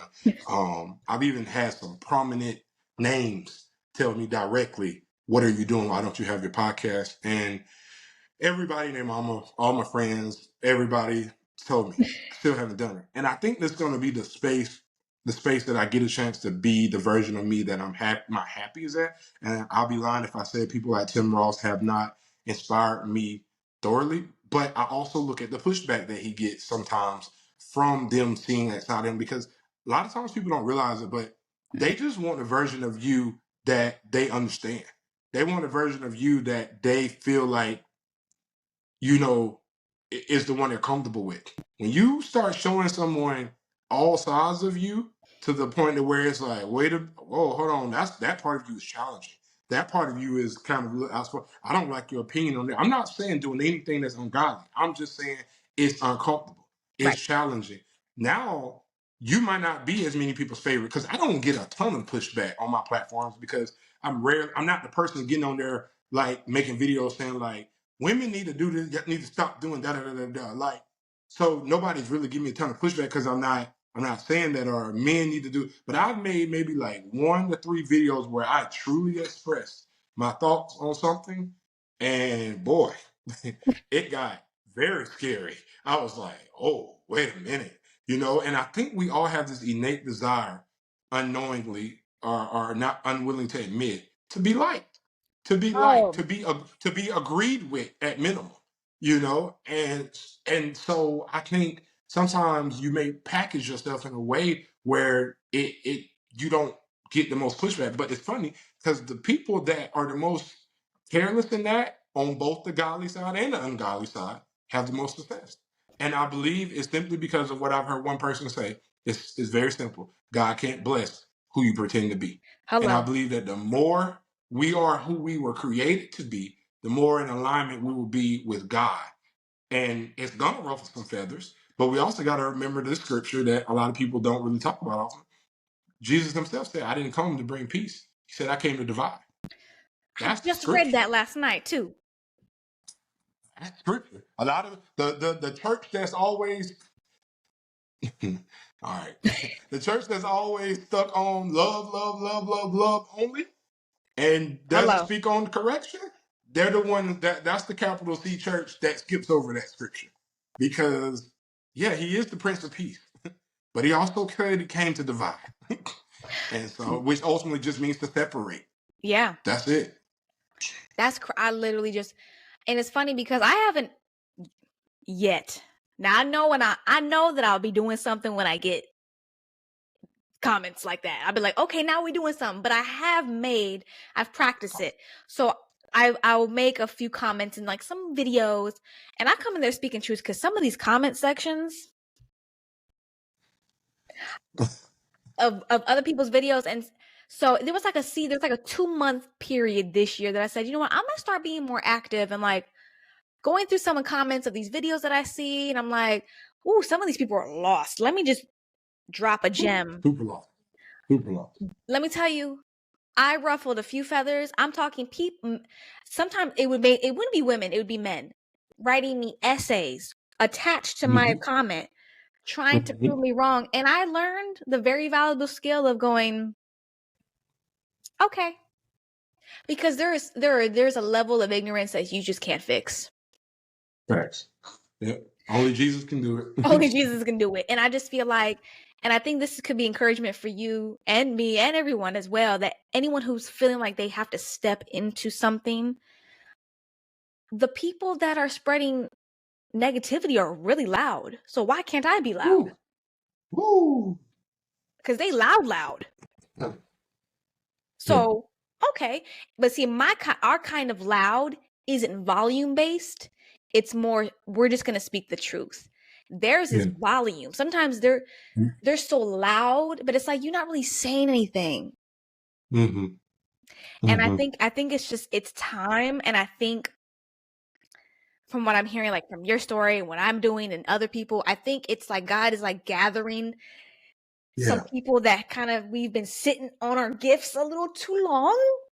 It really feels like that. You And he's feel like, that get too? up. I need y'all now. Oh, I feel that. Yo, I've been feeling that. I'm like, yo, I feel like there's like a wave of Yes. like this happening. Like, yeah. And it's us that are like, no. And a lot of us, like, we're not huge. Like I'm very small, and I'm just like, Lord, come on. You want me to do you see the army that's right here? He's like, I need all of you. Like I feel that. And it's like, I mean, he's calling people from all kinds of walks, and it's like he's making us get together in a sense, and like the spiritual side of like, all right, y'all need to put your armor on. Y'all been training enough. Y'all been in the weight room enough. Get out. Yeah. Because, Yeah. and we have to almost be honored because if he's telling us, if he's sending us out to the war, then we must be prepared. Yeah. Yeah. So, God told Moses um, in Exodus, and mm, Moses argued with God so much about what God was asking him to do there. I mean, you're I talking about Moses. chapters of Moses presenting his case as to why he's not good enough. And one of the things God told him for the reasons he should go was, I sent you. Like, tell them I sent you. And usually I know both reasons. freaking mad, and I can't remember the second one because this is like one of my themes of life. But it's like one of them, 50% of it was, I sent you. That's it. That's it. And I'm gonna tell you, the church. You know, everybody always says that quote: "God doesn't call the God doesn't call the equip. He equips the call." But if we can really like really look at this for what it really is and not just turn it into a quote, the truth is that because of a lot of sermons, because of a lot of Western culture, Christianity, a lot of us don't realize like how unpolished God, like it's like already like I'm just gonna say it straight up. How unpolished you really almost have to be for God to choose you. Which sounds completely, that's gonna mess up a lot of people's theology. You're like, wait, I have to be unpolished for God Hey, to choose? Well, I'm not saying he said that, but I'm just looking at everybody and it almost seems like a prerequisite. It's like, bro, you're gonna have to be unpolished to be chosen because God is like he's looking for a broken spirit. He's looking for a person that has a heart posture that's like, I need you. And so unpolished can look very different from person to person. You know, it doesn't mean that you don't have anything together in your life. But I just think like without that, how could he expect you to really give him the glory? If you're that polished, you're not going to point people back to him. You're going to take it all for you. And so I said all of that. I got a little off track to just say, if you're someone right now that you feel like God is telling you to do something, um, trust that it's where you belong simply because he's telling you to. Because I even war with this, you know, because I have imperfections, I have struggles, I have things that I'm like, Lord, I don't really think I look the look or I walk the walk or even talk the talk. I'm always the outlier or the oddball in rooms. If you put me in a room full of, like, I was in this pastor's camp that I got chosen to be in. Everybody had to pay to be there. I got scholarship to be there, and I didn't even ask to go. Like, people were jealous that I wow. went, and many people didn't understand how I was there. This was several years ago, and it was a really, just to give you perspective. John Bevere's son, I think all of his sons, I think, have been in this pastor's camp, and so Robert Badu has been there. Tim Ross has been there, Wow. and so I'm sitting there like in this room, and I'm not even grateful to be in it because I didn't think I belonged in it. Catch that. I lack gratitude because I did not think I belonged. Wow. I told them when I was there, I don't know why I'm here.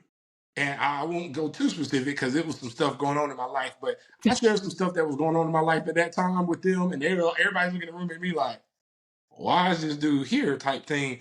At least that's what I thought. And then they all begin to open their mouth and they begin to encourage me. Watch this. They encouraged me in a way where they spoke to who God made me to be, not where I was. It was a life-changing moment because I was seen for what God calls me more than I was seen for where I actually was in life.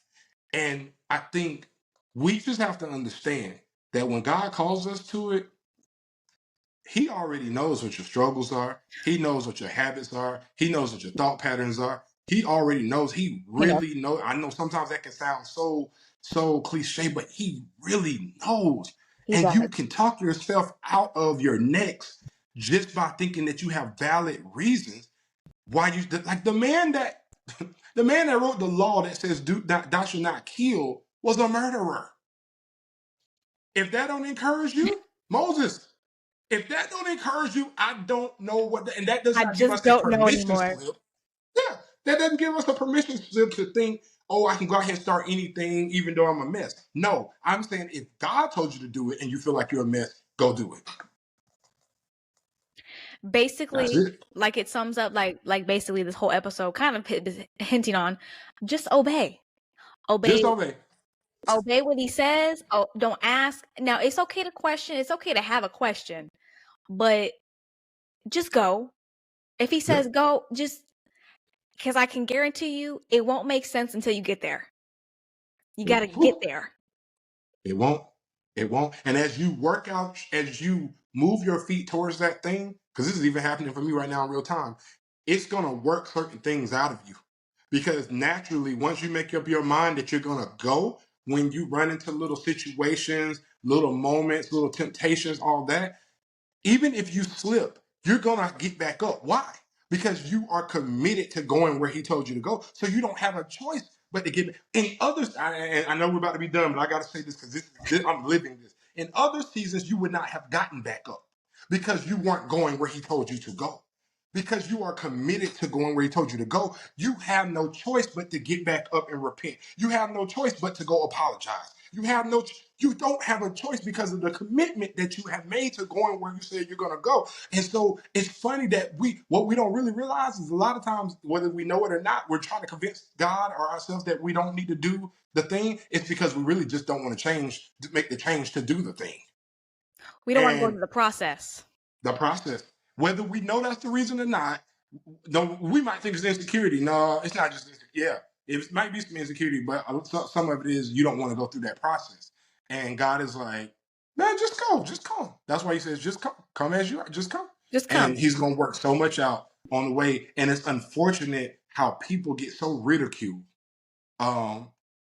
because their process happens publicly. When they don't, Mike says it all the time. He's like, I didn't want this. I didn't want this. Right. As you said that, I'm saying that. But yet here we are doing what? Just obeying.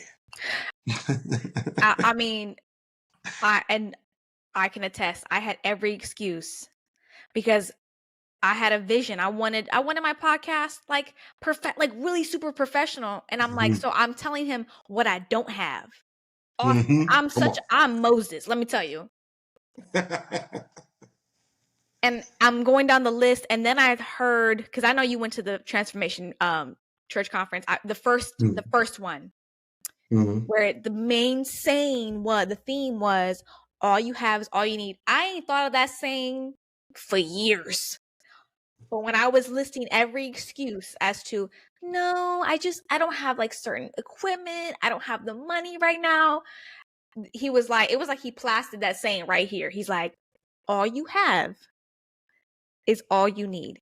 Because and that, on top of obedience, you don't need everything that you think that you need.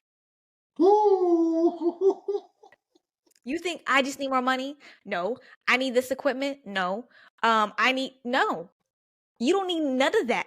Everything you have, all that you have, or wait, but all that I forgot the saying. All you have is all you need. All that you have is all you need. He can do more with less. Yep. Let him do he really does. I think, and then I know tons of people who have not started certain things because they're like, well, I don't have enough. No, you do. Because I think to give like that hope is, God kind of likes to show out. Yes. Let him show out. He can't show out if you got everything in order. Come on. That's a word. That's the word. We got to let go of our preferences. Like, let him do his thing, because when he does his thing, it's going to be okay. Yeah. Period. So this was, I'm going to have to digest this conversation as I'm like, the rest of the night, I'll be like, okay, so because we touched obedience, that entitlement, that's, oh man, I was not ready for the entitlement, but I think people need to hear. Neither was I. Neither was I. They need to hear it. Yeah, I mean, I thank you for the time. We have 2 hours. This is great. Is there any last minute thoughts that you want to share? I know we've dropped tons of gems, but is there anything else that you want to give to the people? Because you gave a lot. My last thoughts would be, one, I would just like to just invite people to definitely check us out, Viral Church. Please, I'm sure my socials and all that will be attached to this. And so check us out. And I would love to have you just, if you're ever just looking for a good message online. But lastly, I just really want to just say, like, y'all, we living in some difficult times. The Bible talks about times like this, and talks about believers like just straying away and getting weary. And we're living in that, no without a doubt about it. And if you don't feel it, then you probably just are numb. But it's hard out here, and it's hard on every front. And so I say that simply just to say, stay connected. If you're not connected, get connected.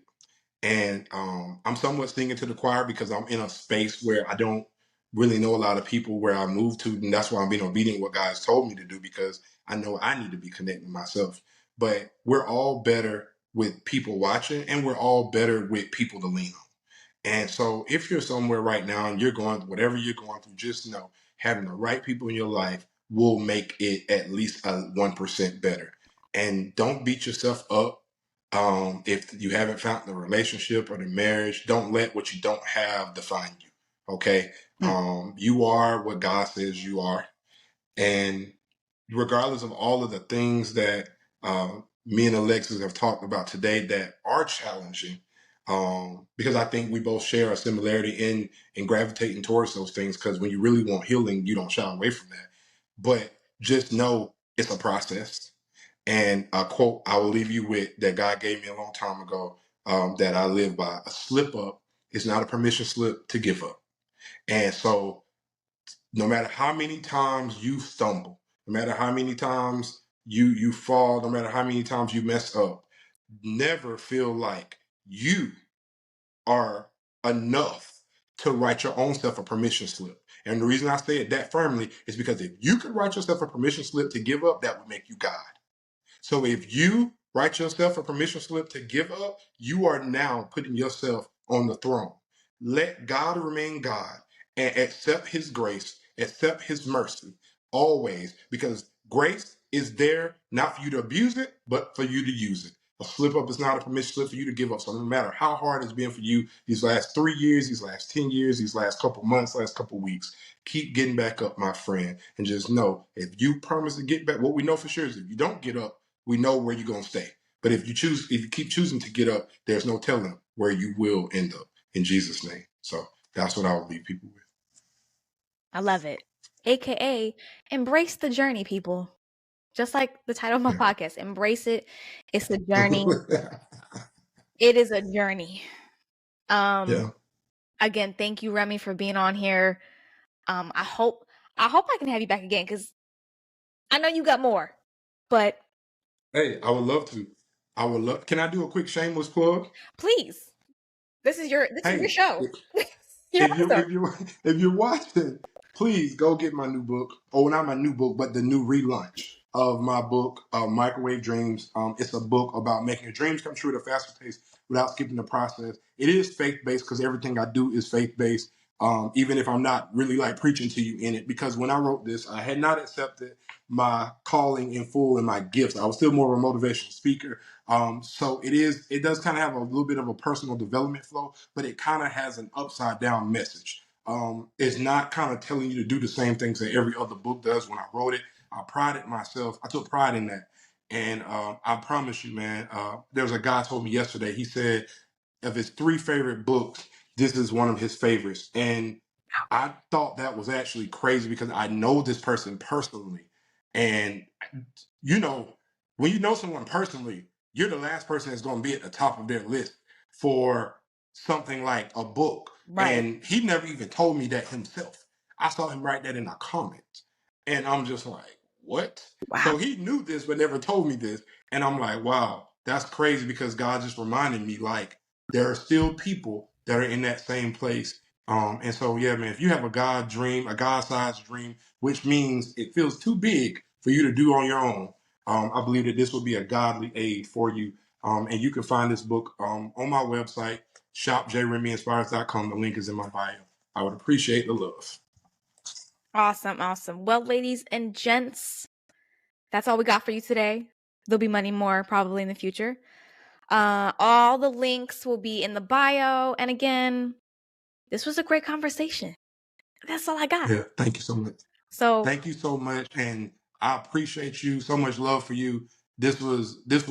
I knew it was going to be great, but it was 10 times better than I even expected. So thank you for being obedient, for your yes, and for having me on. I'm really humbled by it. Thank you so much. Thank you. No, thank you for being a guest, because I was being obedient. I was like, he's like, invite these people, and I'm like, they not gonna come on my show. Hello. If you guys need encouragement, there you go. Just obey. There That's you the go. message of the show. Obey. Obey, embrace the journey, and I'll catch y'all later. Peace. Peace.